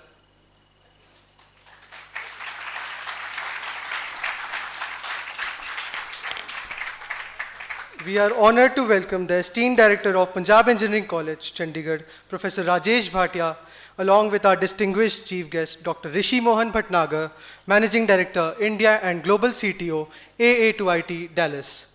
Now, I would like to invite Professor Nidhi Tanwar from the Center of Management and Humanities to kindly come forward and introduce our Chief Guest, Dr. Rishi Mohan Bhatnagar. Thank you, Angad. On behalf of Punjab Engineering College, I extend a heartfelt welcome to our esteemed guest, Dr. Rishi Mohan Bhatnagar, Managing Director, India and Global CTO at AA2IT, a Dallas-based IT services company, Honorable Director, Professor Rajesh Kumar Bhatia, Deans, Head of Departments and Centers, esteemed faculty, and dear students. Now I would like to invite a Director, Professor Rajesh Kumar Bhatia, and Dean Students Affairs, Professor D.R. Prajapati, to kindly come forward and extend a token of welcome by presenting a planter to our Honorable Chief Guest, Dr. Rishi Mohan Bhatnagar.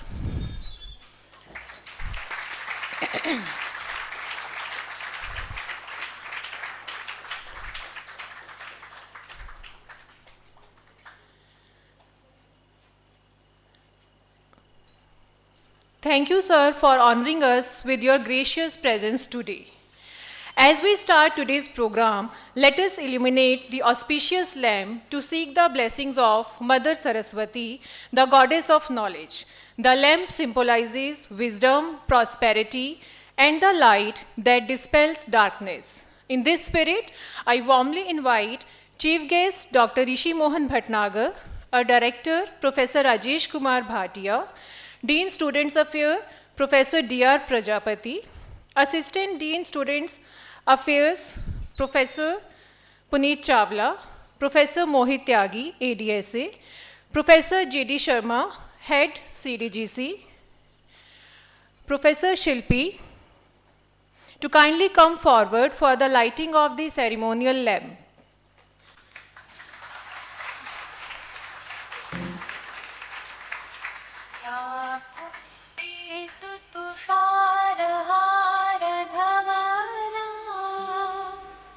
Hi, sir, please come.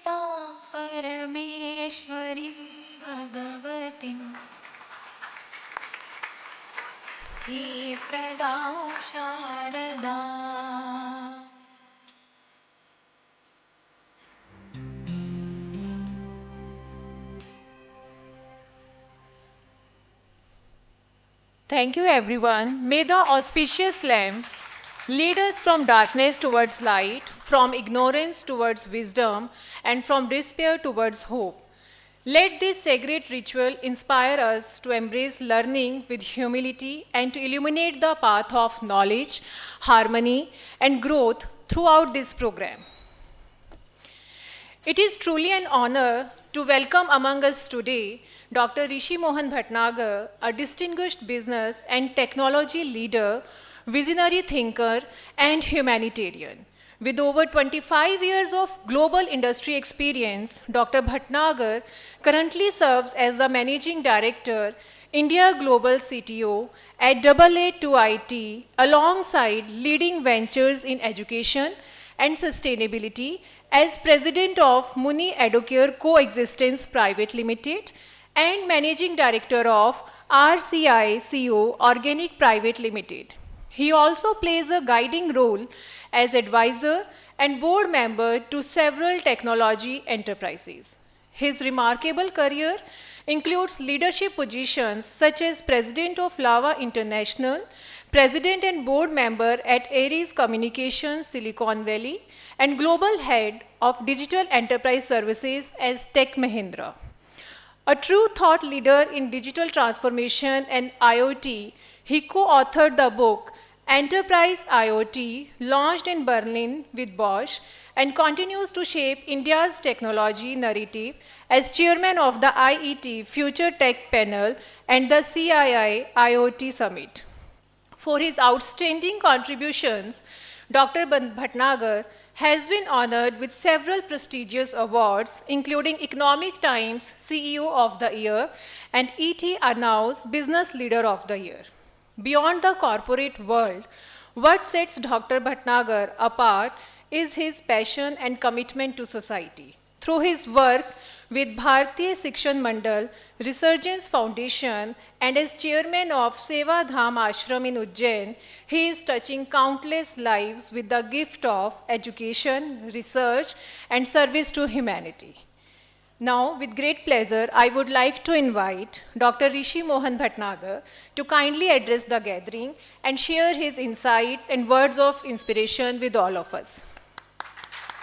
Dr. Rishi Mohan Bhatnagar.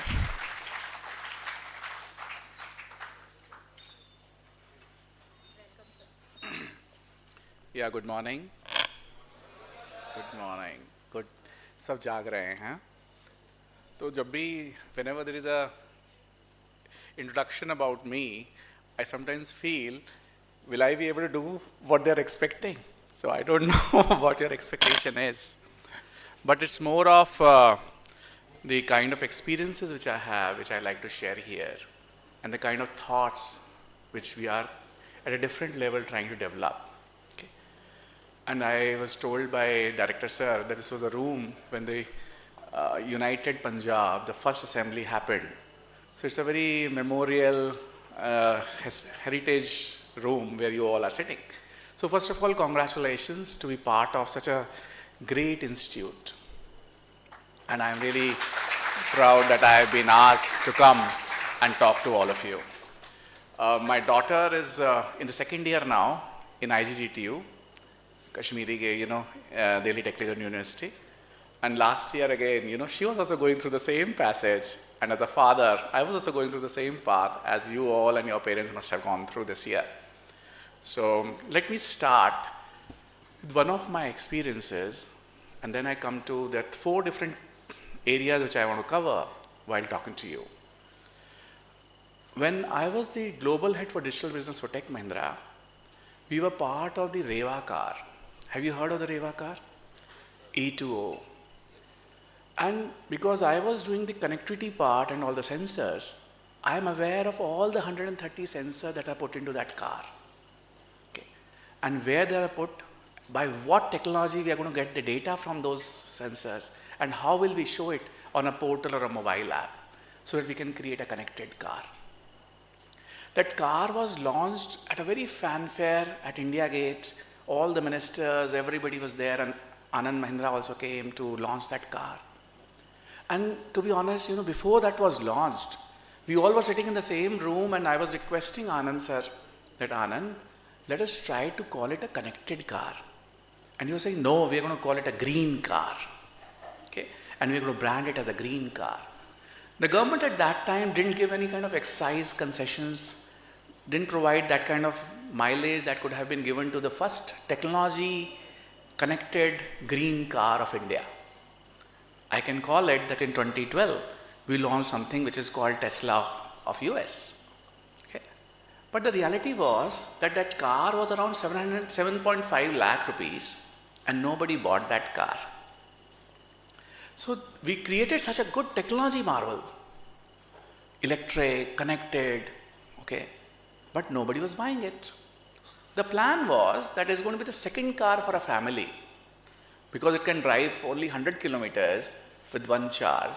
So you can go to the school to pick up your children, you can go to the market and come back. It's not a highway car, okay, because you can charge it at home and then go. But nobody was buying it. So we all sat together and said, what to do? Then we realized the largest cost of that vehicle was the battery. So we said, okay, let's do battery as a service. You spend money to get the petrol or the diesel in, so you should pay for the battery charge. So instead of selling it at a 7.5 lakhs, we reduced it to a price, because imagine a car which is only 3 people can sit, fourth will be slightly more tight. It can drive only 100 kilometers and that there is no charging stations. So there are a lot of challenges for anybody who's going to buy that car. And that car is much costlier than WagonR or a Santro, which can handle everything, and they had petrol and everything available so easily. So we reduced, what we did, we said, okay, the battery as a service. So you will pay 3,500 to 5,000 rupees a month for the battery. So you will, and the battery remains as a property of Mahindra's. After 5 years, we'll replace the battery and the battery will come back to us. So people started buying. Okay. The third thing that happened, you must have received some calls from the call center saying about, you want to do this, you want to do that, you want to do that. If you give a complaint, there were a set of questions. Okay. But we had a very smart call center agents. So we used to monitor each and every car in a monitor. Okay. And there used to, because there are so many sensors, they used to feed us data. So we can do proactive things and we can do many things. So one of the call center agent was sitting, saw that there is a car in Jaipur where the back tire is moving, but the car is not moving. Okay? Because the tire sensor is sending data that the tire is moving, but the GPS data is not saying that the car is moving. So he got confused. He was a smarter boy. He called up the owner and he said, "Madam, it looks you got stuck somewhere. Can I be of any help to you?" And the reality was that because it's a small car, एक गड्ढा था जिसमें पीछे का tyre फंस गया था. And she was pushing and the tire was not coming out. That's why the tire was moving, but the car was not moving. Okay. But the amount, so he could arrange somebody to come in 45 minutes to pick up the car, take it out, and the lady was on road again. But the amount of the customer satisfaction, the amount of the social media louds we got. That's not okay. Were you able to hear what I was saying or no? So can we switch it off now? Okay. Yeah. Is it okay? Yeah. So that lady was very happy. So there are 3 things which I want to explain. First, technology change is not the only thing which is expected. What is expected is also business. How will you make money? And the third thing, which is very important, is how will you satisfy your customers? Okay? So here in this institute, I'm sure you will be able to understand and learn a lot of technology, and you will be able to create a lot of technology. But you have to think that how will you scale it and commercialize it? And how that technology can also help in providing a better service to the customers. And then it will become a scalable, large technology for use. Otherwise, it can remain as an academic exercise. Correct? Agree? Yeah. Very good. So now I go to the next part. Okay. The mankind arrived on this earth. I'm not talking about the Indian history of Mahabharata or Ramayana, but as per the British history or the British way of thinking, the mankind arrived on this earth around 11,500 years back. How many? The first revolution took place when? In 1800s, when the Industrial Revolution took place. Now we have to start thinking that why I'm not saying fire or agriculture as a revolution. Because they were inventions. So there is a difference between a revolution and a invention. A revolution is one where the technology changes the productivity to the nth time. And there's a society change and there is a business model change. When all these 3 things happen, then it is called a revolution. So the first revolution took place in Industrial Revolution time in 1800s. And when was the second revolution? Second revolution took place in 1990s. When the internet came, the mobile came, the computers came, the IT came. That was the time of the second revolution. Today where we are sitting, when the machines are talking to machine, we are talking about digitalization, we are talking about artificial intelligence, there's a time of the third revolution. Okay? Now we'll have to compare these three time zones. So we are talking about 1800s and then 1990s and then today, or maybe 10 years from before this date, 2015. Okay? So what we are talking about? The first revolution took 11,000 years. The first revolution took how many years? 11,000. But how many years took the second revolution? Less than 200. And for the third revolution? Less than 20, less than 25. What does that mean? This means that the human brain is maturing much faster now. We reached a level in 11,000 years and suddenly we are exponentially growing and the maturity of the brain is maturing much faster. So if somebody wants to record it, please record it. I am giving a statement. In my lifetime, in some of our lifetime, we have seen 2 revolutions. But in our lifetime, we'll see many more. Okay? You know why? And who will bring those revolutions? Who will bring those revolutions? People sitting in front of me. You will have to bring those revolutions, and what this revolution means and how this revolution will change is what we have to see. But the revolutions are going to come, and they'll be much more, and many more than what we have seen till date. Now start thinking about the first revolution. That was a time when India was under the British rule. India was under the British rule. So when in Nottingham there is a factory for cloth production started, nobody was telling in India that there will be a job loss. Get yourself skilled, get yourself trained. There's a new factory coming in Nottingham and England and they'll be selling cloth. But the productivity changed by another time. A charkha wala used to manufacture or develop an inch of cloth maybe in one day. Okay? But now we are getting kilometers of cloth in one day in a factory. So productivity changed to the nth time. That was a time when the banking system started, and that was the first time paper currency came. And we moved out from the gold and silver related to currency to the paper currency. So there was change in the business models. And that was the first time, especially in the Western world, the women started going to the factories and started working. So there was change in society, there was change in productivity, there was change in the commercial models. And that's why that is called a revolution. Now during that time, nobody was telling us, so all those who continued doing charkha lost their jobs. Correct? Now come to the second revolution. We were under the rule of Indian government. We are a democracy. We had our own chosen government.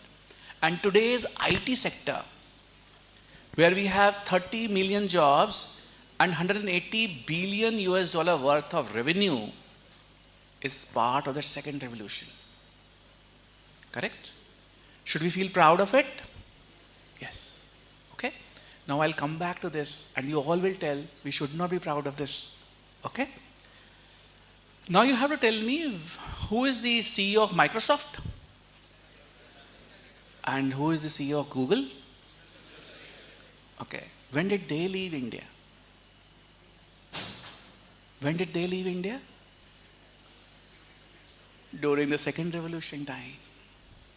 And why did they leave? Because at that time, India could not provide an environment, resources, an ecosystem so that we could have created Google in India, we could have created Microsoft in India, or we could have created SAP, Twitter, LinkedIn, you name it, Meta in India.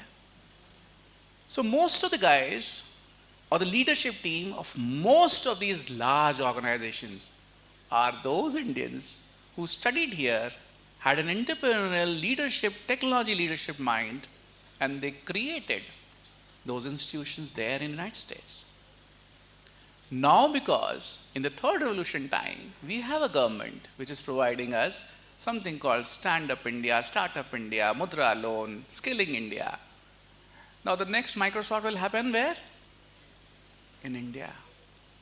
And people like you will create it. No one else. Because you have all those resources and you have all those things to create those kind of organizations in India. Today we have around 128 unicorns in this country. You understand what is a unicorn? Yeah.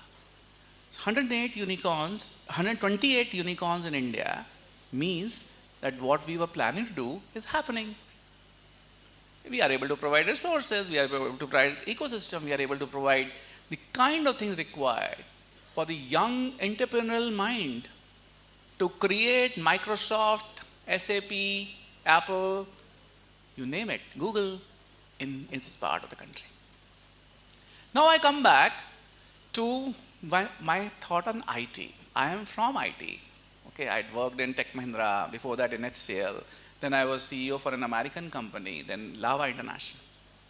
The total IT spent globally is 8.2 trillion. How much? And what is the amount of money we receive as a revenue from IT services? I told that. Approximately 180 billion. For a mathematical purpose, let's make it 200 billion.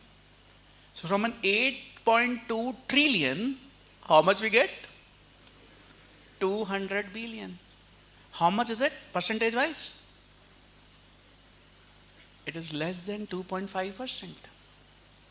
That means from the global pie of 8.2 trillion, from what I do as a country and get job for 30 million people,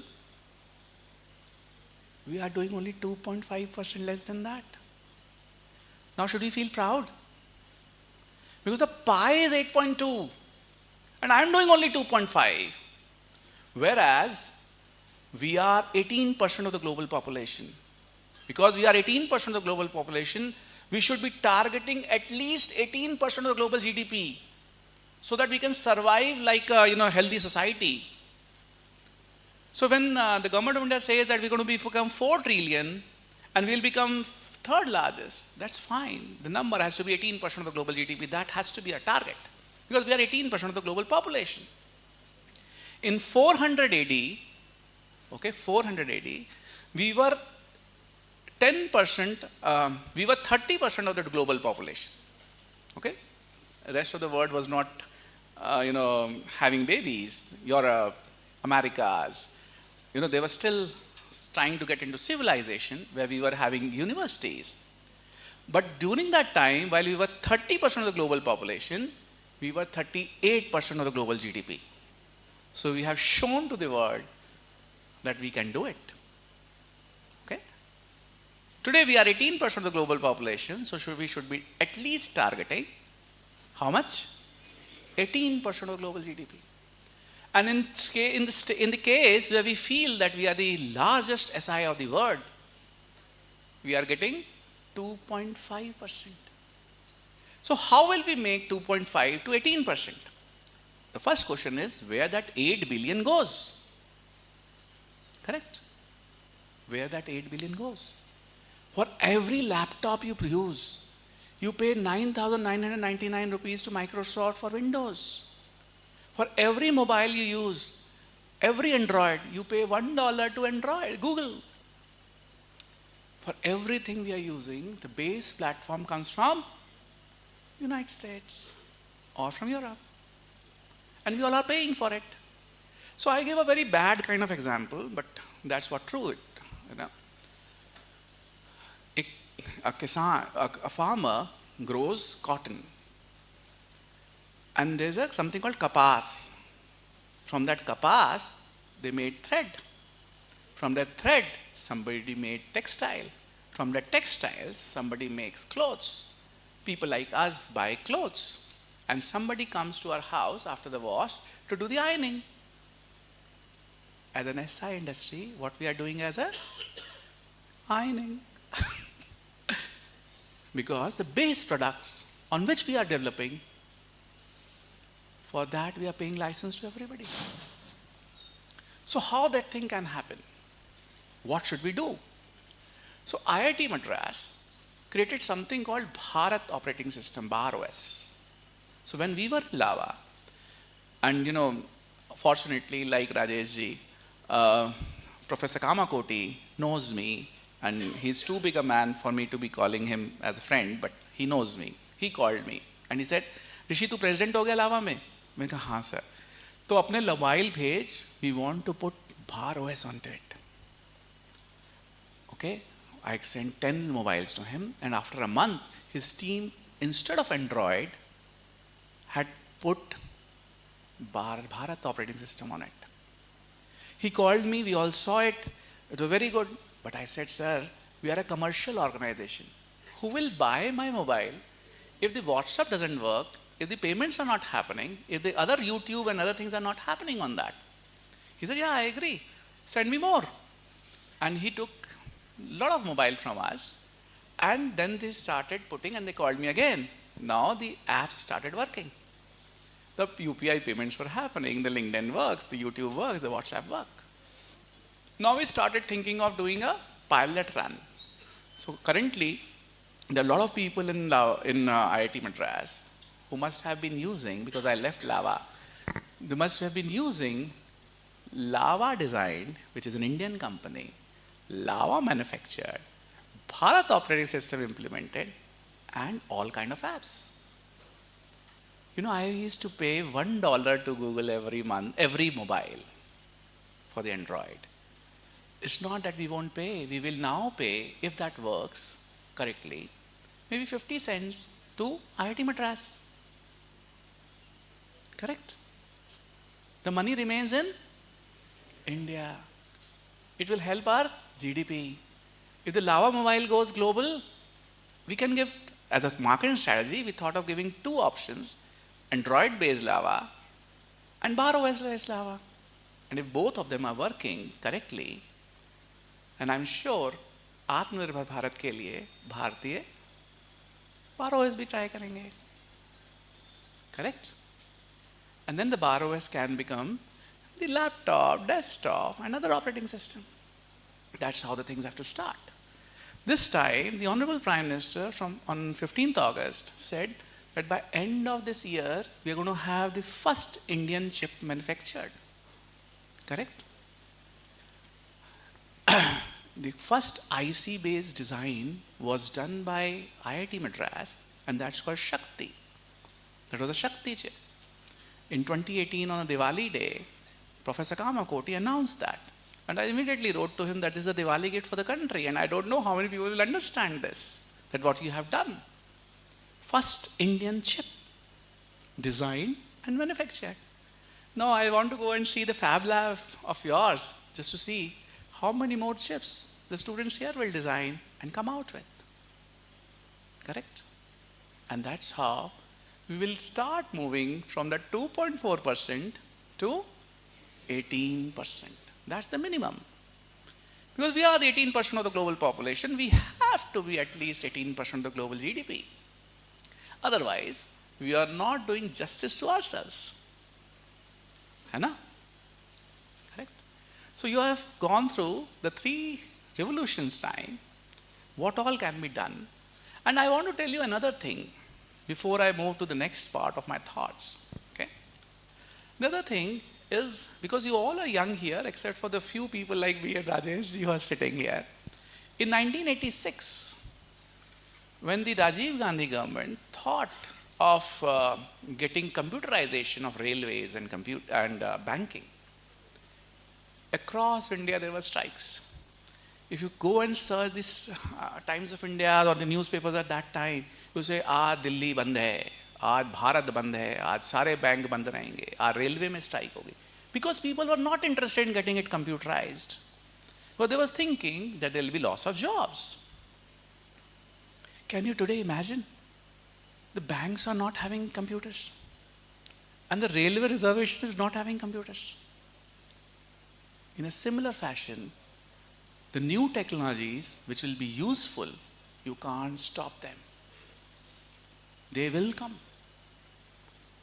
Because they will definitely come and they will make our life easy, then there is no way you can stop it. In similar fashion, the artificial intelligence is a reality. Robotics is a reality. And the new technologies which you are going to bring later is a reality. The only thing required, it should be commercially viable and it should be useful. Hai na? So all those people who were thinking that they could stop computerization of railways and banking should come in front and tell us how it could have been possible. That means whenever there is a revolution, there is a new kind of jobs that get created. And you need to unskill yourself and reskill yourself. Otherwise, the charkha wala will continue making charkha and they will lose their jobs. So we all need to ensure that we are knowing about the future technologies, planning to skill and reskill ourselves and continue.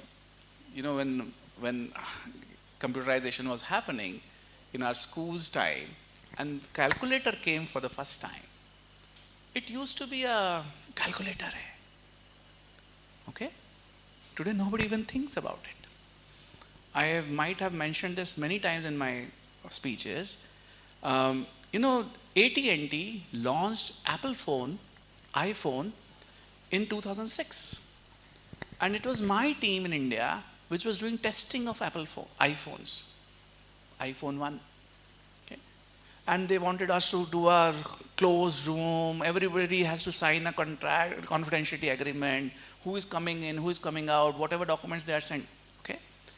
So it increased my curiosity. I was the overall head of that department. So when the boxes came for us to test, I was also inside to see कि निकलेगा क्या. And we opened the box and there is a phone. And I am having that phone in my hand and I am saying, अरे यार इसमें number कैसे dial करेंगे? Because there was no key. Okay? Today you might feel it to be funny. But at that time we had never seen a phone which had no keys. Today it has, last time when I calculated, that phone called iPhone or all these kind of smartphones has closed 48 industries. 48 industries. Nobody goes to get their phone, their film for a mobile camera.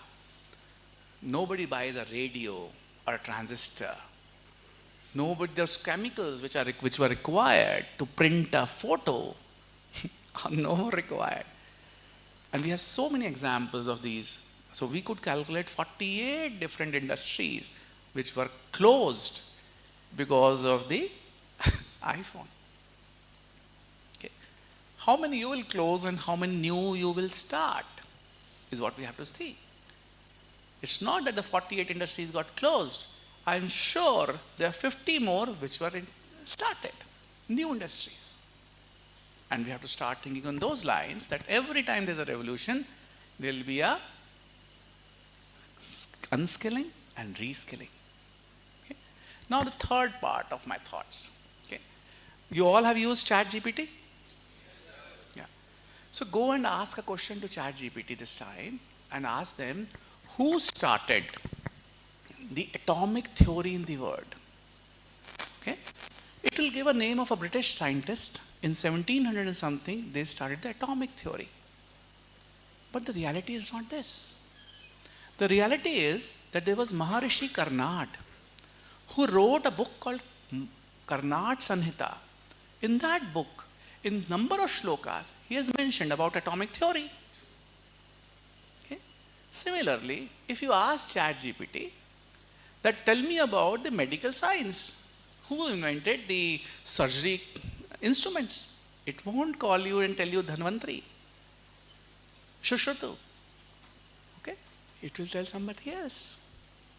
That means if we are not going to correct the chat GPT or create our own GPT, after 5 years or 10 years, you yourself will say, it was not Maharishi Karnad, that was that British scientist.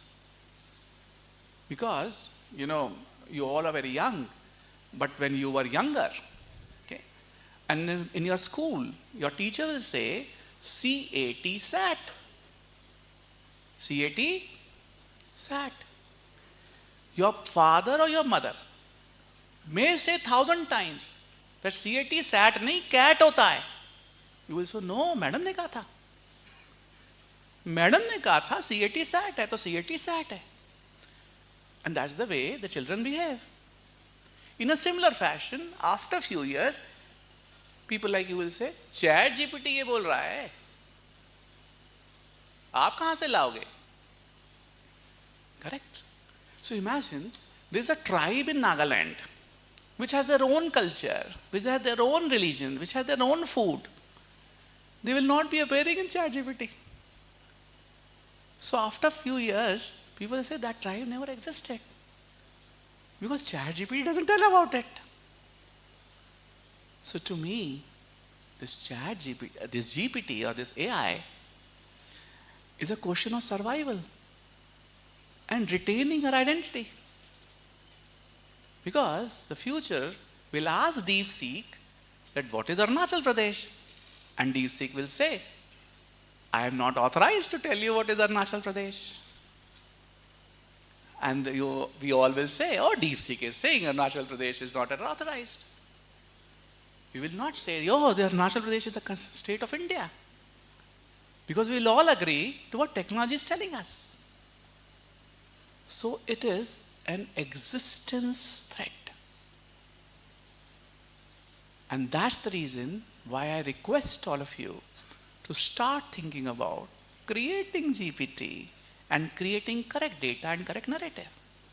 But it's an opportunity to provide to the world what is called the correct narrative.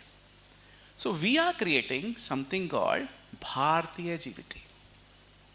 We are expecting it to be launched sometime in September. We are targeting the Honorable Prime Minister's presence to do it.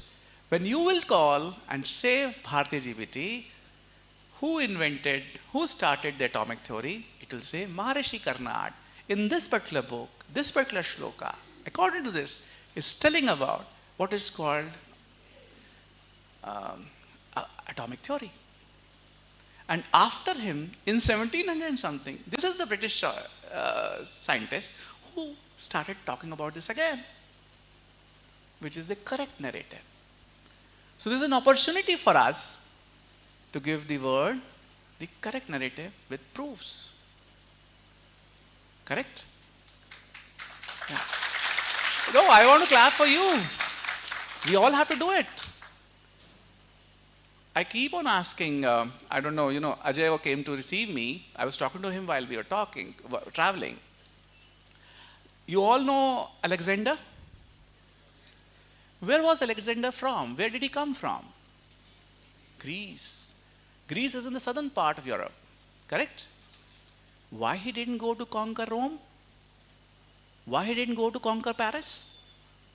Why he didn't go and conquer London? Why he traveled so long and came to India? Is it a right question to think? Hai na? You know why? Because during that time in Paris, people used to wear animal skin. They didn't know how civilized world lives. They were wearing animal clothes.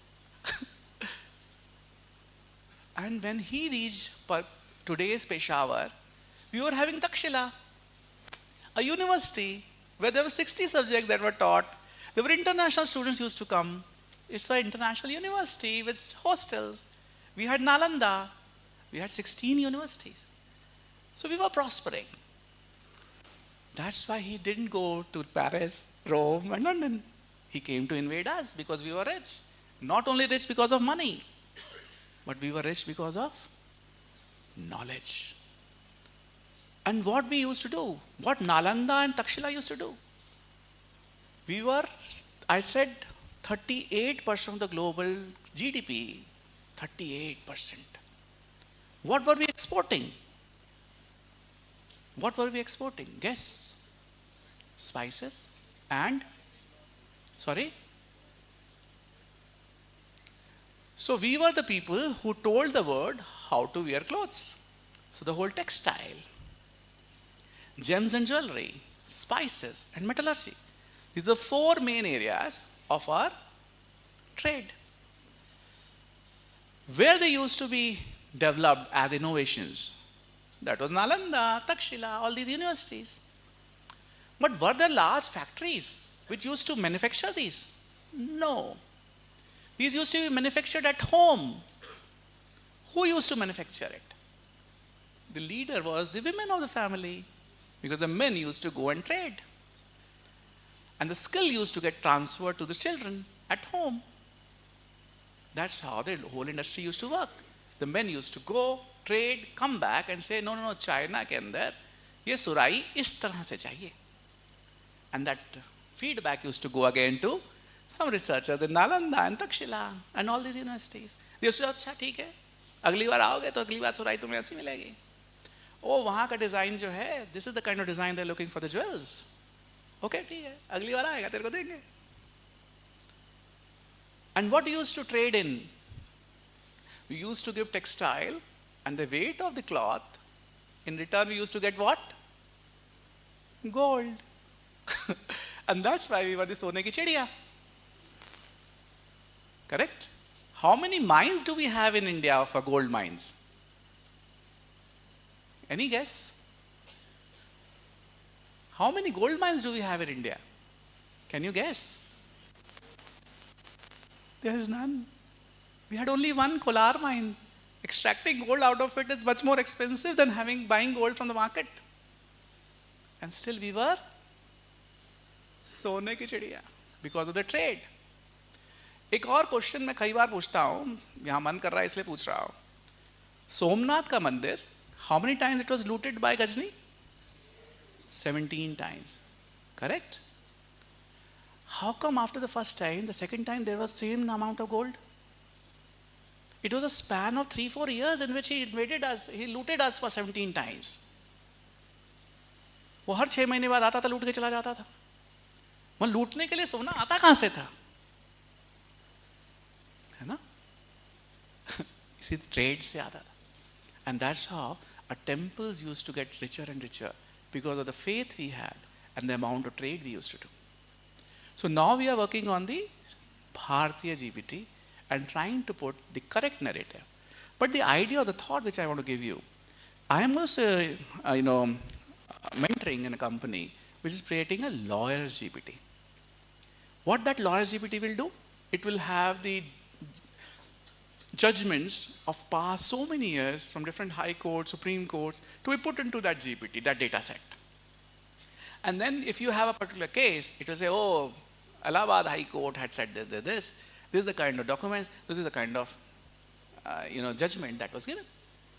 So it will help the lawyers, it will help the judges, it will reduce the load on the judiciary, and I'm expecting that maybe after 10 years or so, the GPT will be so powerful that we might not require lawyers. Correct? One of my teams was working on something called tax bot GPT. Okay?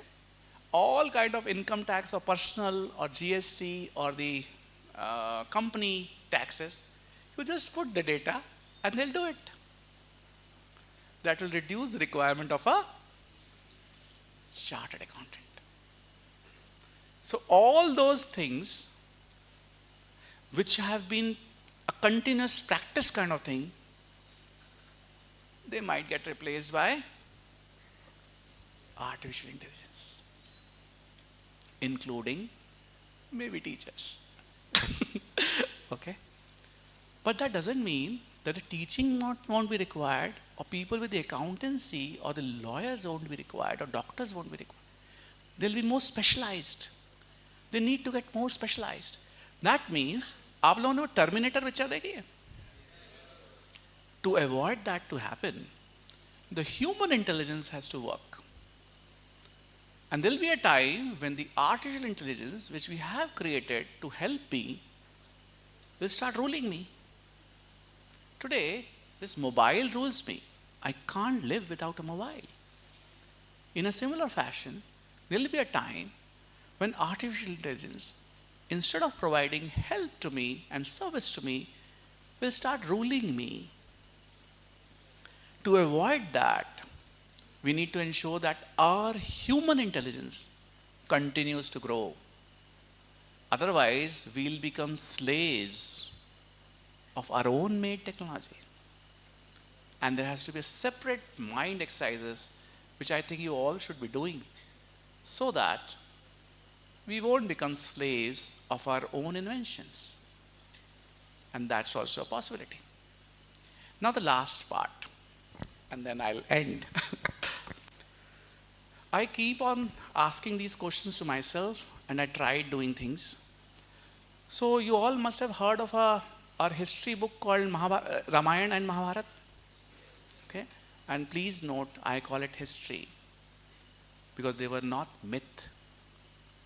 They are our history. Okay? Now in case of Ramayana, we created a team of medical professionals and tried to find out how many medical practices were identified in this book called Ramayana. And today they have been able to identify 18. Okay? So one, Putra Kameshti Yagya, you all must have heard. So there was a Rishi called Shringi Rishi. At a particular place, he did a something which I call a research, and there were research outcomes. And from the research outcomes, he gave that research outcome product to the Rani, and there were 4 boys. So he could answer and say that there will be Putra Kameshti, boys. Our science is not able to do that yet. We will not be able to say the baby which will be born will be a boy or a girl. But he could. Okay? That means his science and his research were advanced than ours today. I can continue like this, okay, but I want to ask you another question. क्या सीता जी अशोक वाटिका में रामायण के महल में कपड़े बदलती थी? अगर कपड़े बदलती थी तो उन्हें कपड़े कौन देता था? क्या वो रावण से कपड़े लेती थी? Is it a question right or wrong? है ना? When she was getting abducted by Ravan, she was not packing her clothes. कपड़े तो कर लूं, तुम्हें को लेके जा रहा नहीं ना. So when she was there in Ashok Vatika, I don't know, I think 400 something days she was there, was she not changing her clothes? If she was she taking those clothes for Ravan? You know what is the answer?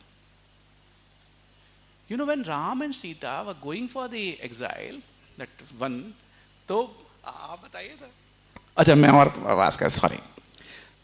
तो भरद्वाज ऋषि का आश्रम है प्रयाग में. So there's a place called Prayagraj where there's a Bharadwaj Rishi's ashram. In the Bharadwaj Rishi's ashram, Atri Rishi's wife Ansuya gave some clothes to Sita, which were called Divya clothes, which will not get dirty, which will not get torn for 14 years. So Sita ji, there was no need for her to change clothes because she was wearing the Divya clothes, and Divya means a technologically researched clothes. Okay? So Atri Rishi and his wife had created the clothes or textile. Today's textile, if you go for a mountaineering to Everest, you won't be carrying the 30 days clothes. Okay? It will be too much. So today the clothes, especially the innerwears, are there which can last for 15 days, which will not get dirty. That means our today's textile technology is able to give us a textile which won't get dirty for how many days? 15. At that time it was 14 years. So we are too far. A team of group sat and researched in Ramayana the amount or number of astra and shastra. You understand astra and shastra? Which are used in Ramayana. So there's, okay, Agniban. The name was Agniban. How it was used. What it used to do. What used to be the impact. Okay. So they were able to find 158 such kind of astra and shastra in Ramayana. Then there was a team from DRDO, Army, Navy and Air Force sat, and that team just said, okay, this is number 1, number 2, number 58. You will be surprised, 102, 152 exist today. For 3, there is a research going on, and the rest, people not even thinking about. This proves that they used to exist. And the last example from Ramayana. You all know about Pushpak Viman? Okay? The Pushpak Viman was not flying because of the Bernoulli's principle. It used to fly straight. It was open. It was a driverless vehicle.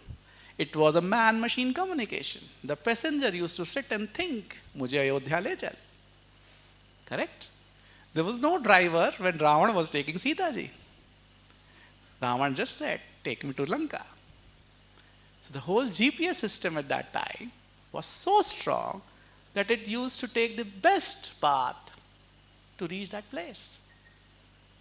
So the aviation techniques are far better, the GPS systems are far better, the man-machine communication was far better, the driverless cars, vehicles was much more better than what we are even thinking today. Correct? Now I like you all to start thinking in these lines and try to invent certain things and see how we all can learn from our past and try to create and revive what used to exist. Now, while the end, and I will take 2 more minutes, okay? How many senses do we have? How many senses we have? 5. Which are they? Eyes, ear, nose, tongue, and skin. Touch, taste, smell, hearing, and sight. Correct? As a technologist, we have been able to convert 2 into digital and transfer them. Audio and video. The smell, touch, and taste is still waiting.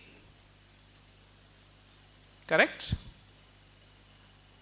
I am sitting in Delhi and I want to tell Rajesh ji, rasgulla hai. And he can taste it. He can get a feel. मैं कहूँ आओ हाथ मिलाते. He can get a feel of my hand. ये गुलाब का फूल है, देखो कितनी अच्छी खुशबू दे रहा है. He can sit here and smell. This is what you all have to invent. अभी तक तो हम 5 में से सिर्फ 2 ही कर पाए हैं. बाकी 3 अभी पेंडिंग है. क्या सेंसर लगाना पड़ेगा, है ना? कैसे ट्रांसफर करेंगे? आज से 100 साल पहले या शायद 150 साल पहले, if somebody would have told that I could have taken a picture, people would have laughed. And today we can transfer picture online. We can have a video call with audio and video together. है ना? Start thinking in these lines. What is the normal temperature of a body, human body? 37 degrees Celsius. What is the normal blood pressure? Correct. How much pain we have? What is the anxiety level? How much is depression of this person? We have not calculated. We have no unit. We have no way to measure. So there's so many things still to be discovered. And you all have to do it. दांत में दर्द है, कितना बहुत दर्द हो रहा है. अरे बहुत की कोई डेफिनेशन दे दो. कितनी दवा दूं? एंजाइटी बड़ी हाई, लो, मीडियम. हाँ? Correct? There's so many things are still pending to be discovered. And we all have to define it. And I'm sure in this institute, you all will get an opportunity to do that. And if there will be any need, I will be more than happy to come again to talk to you all again and mentor you. Thank you very much.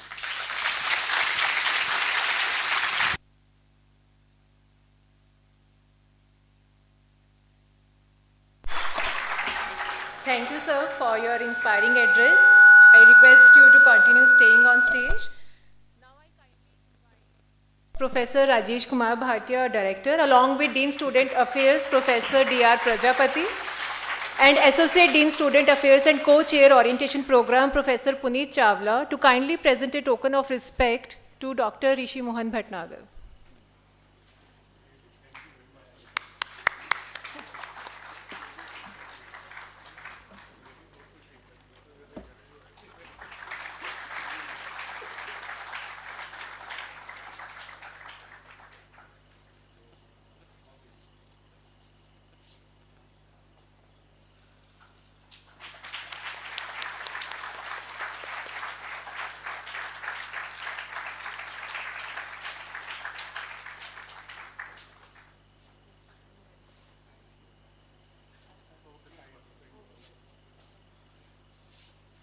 सही लगा?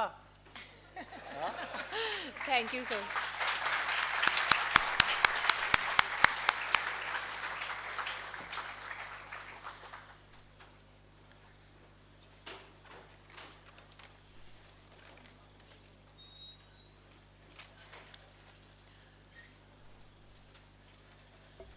Now I invite Professor G.D. Sharma, Head CDGC, to continue with the address. Sorry, sleeve. Leaving? Okay. May I request everyone to kindly rise as our esteemed chief guest, Dr. Rishi Mohan Bhatnagar, and our honorable director, Professor Rajesh Kumar Bhatia, departs. We are truly grateful to them for being with us today.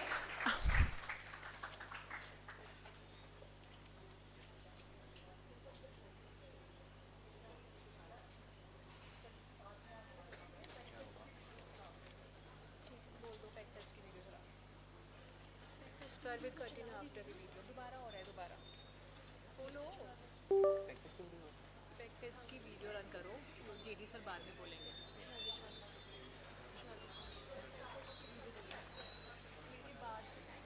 Ma'am ने भी सामने बोला है ना. चला दो.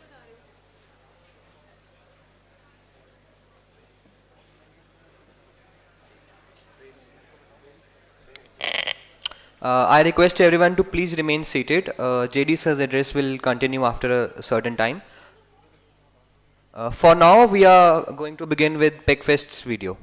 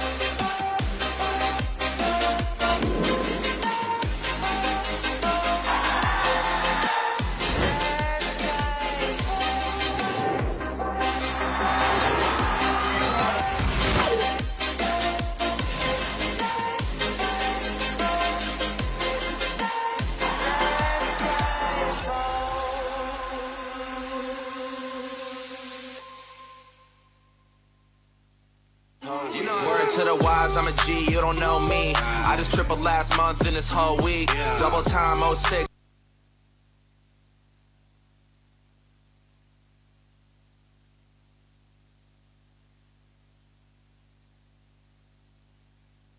Now we'll be loading with this year's short snippet.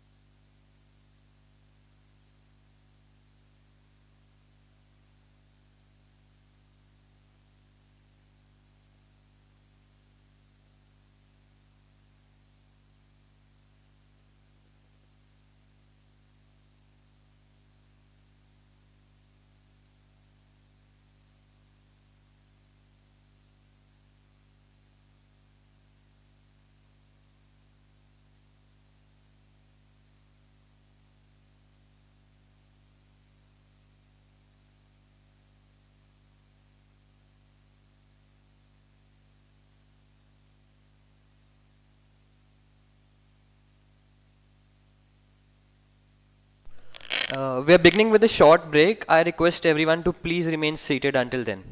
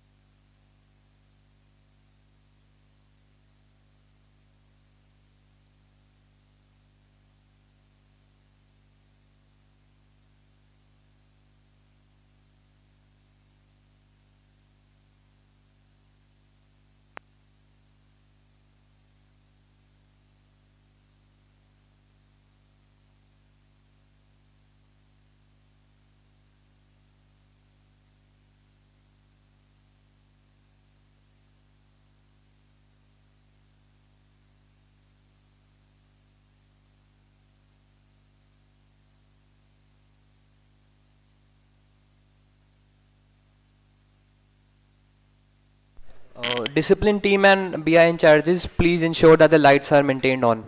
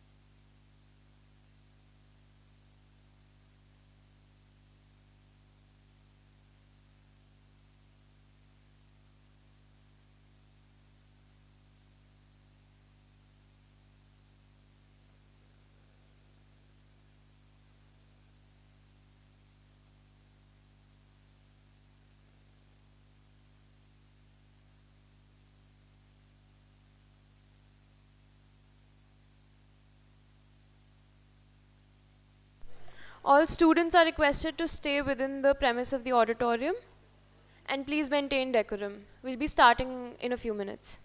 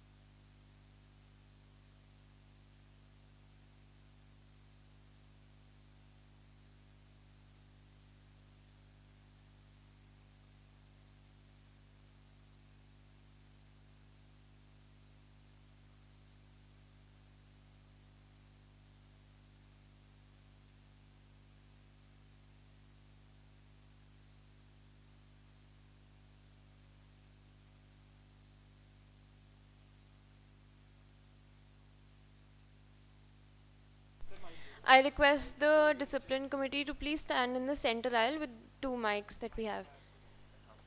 So, how is the energy in the room? Is everybody tired?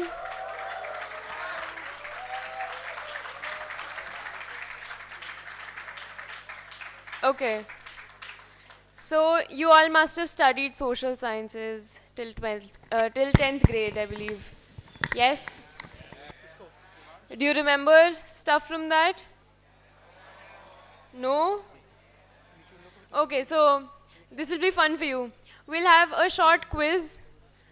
It'll be a social sciences quiz. And I'll be... Yes.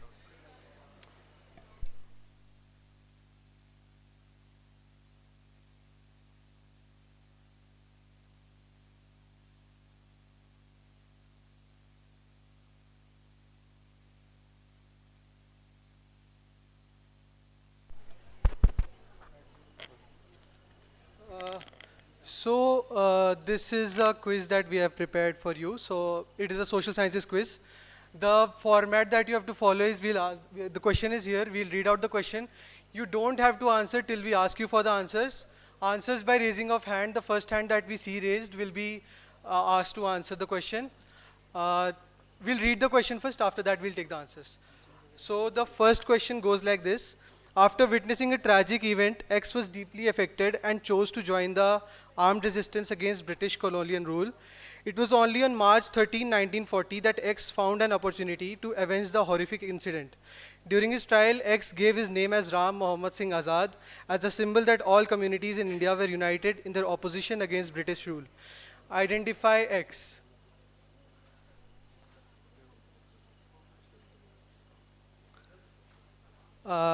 Yes, Udham Singh is the right answer.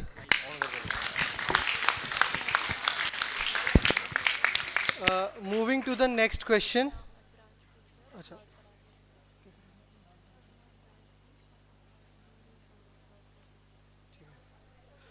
The second question, dating back to about 5,000 years, X finds it mentioned in early Jain and Buddhist scripts. It can either be an heirloom or an event-specific thing, or even a regular day thing. In fact, X is so common that we may even see it almost every day. It comprises of 3 things, namely Antriya, Uttariya, and the Stanpat. Identify X. I see a hand raised over there.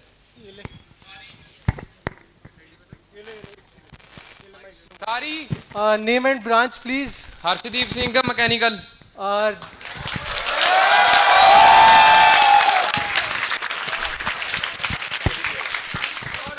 Sari is the correct answer. Moving to the next question. This question there are 3 images on the screen. You have to connect these images to one logical answer. If you don't see what these images are, I'll clarify. First is the state of Jharkhand highlighted on the map of India. Second is a tribal community.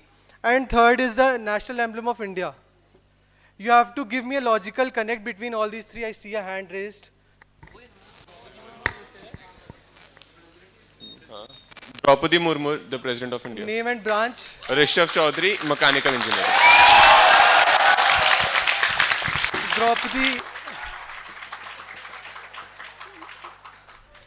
Draupadi Murmu is the correct answer as she was the first tribal President of India. What are the branches that are sitting on this side? Can I have the names of these branches?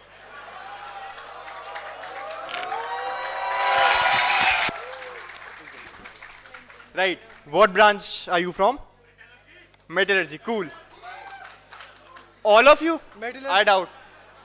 Metallurgy and civil. Please maintain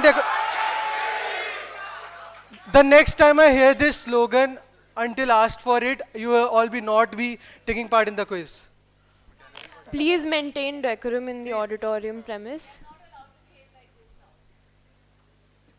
Discipline in charges, please ensure the decorum of the auditorium. Cool. So moving forward, we'll divide this quiz into branch-wise. The right side and the left side. I assume the right side is the mechanical branch, right? And the left side is metallurgy and production. Cool. So it's essentially a competition. Let's see which side answers the more number of questions, all right? So moving forward to the next question. X was an Indian painter who was born in Hungary and died in Pakistan.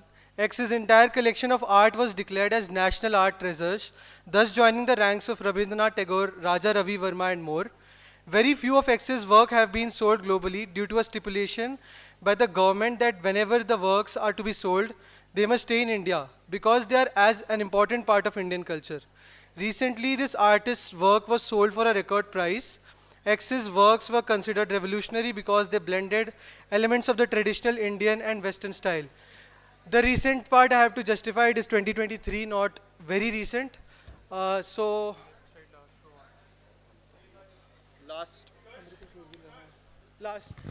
Sir, Amrita Shergill. That's the right answer. Please name and branch. Name and branch, please. Ronak Kumar, Metallurgy branch. Please maintain decorum. Also, when you are giving the answers, first give me your name and branch and then the answer. Okay, moving to the next question. The dish originated in Delhi sometime during the 1950s. During this time, 3 friends from Peshawar opened a restaurant in the city called X. X was a success, serving many delightful tandoori dishes. The first outlet was established at Daryaganj, Delhi, and then later on it went on to become one of the most prominent restaurants in the city. So the story goes, the cooks of X would mix leftover marinade juices with butter and tomato, and then cook the stew, the tandoor cooked chicken in it. It's unlikely that they had the faintest idea what they had stumbled upon, which is now an internationally loved delicacy. Identify the dish. All right, the guy at the last. Athar Mechanical Butter Chicken. And that is the correct answer.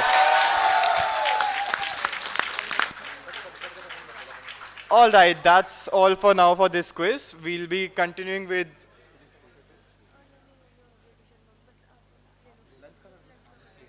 All right, now handing it over to Rizul.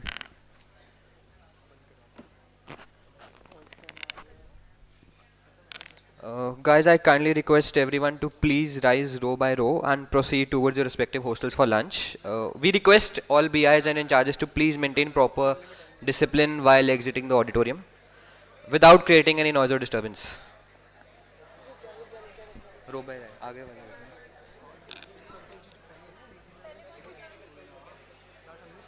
I request metallurgy and production students to please be seated. First, mechanical will move.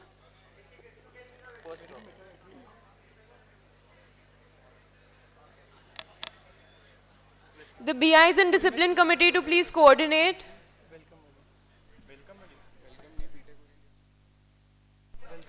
The female students from mechanical to please form a line. Post-mechanical, we need metallurgy and production female students to please form a line and move towards their lunch venues.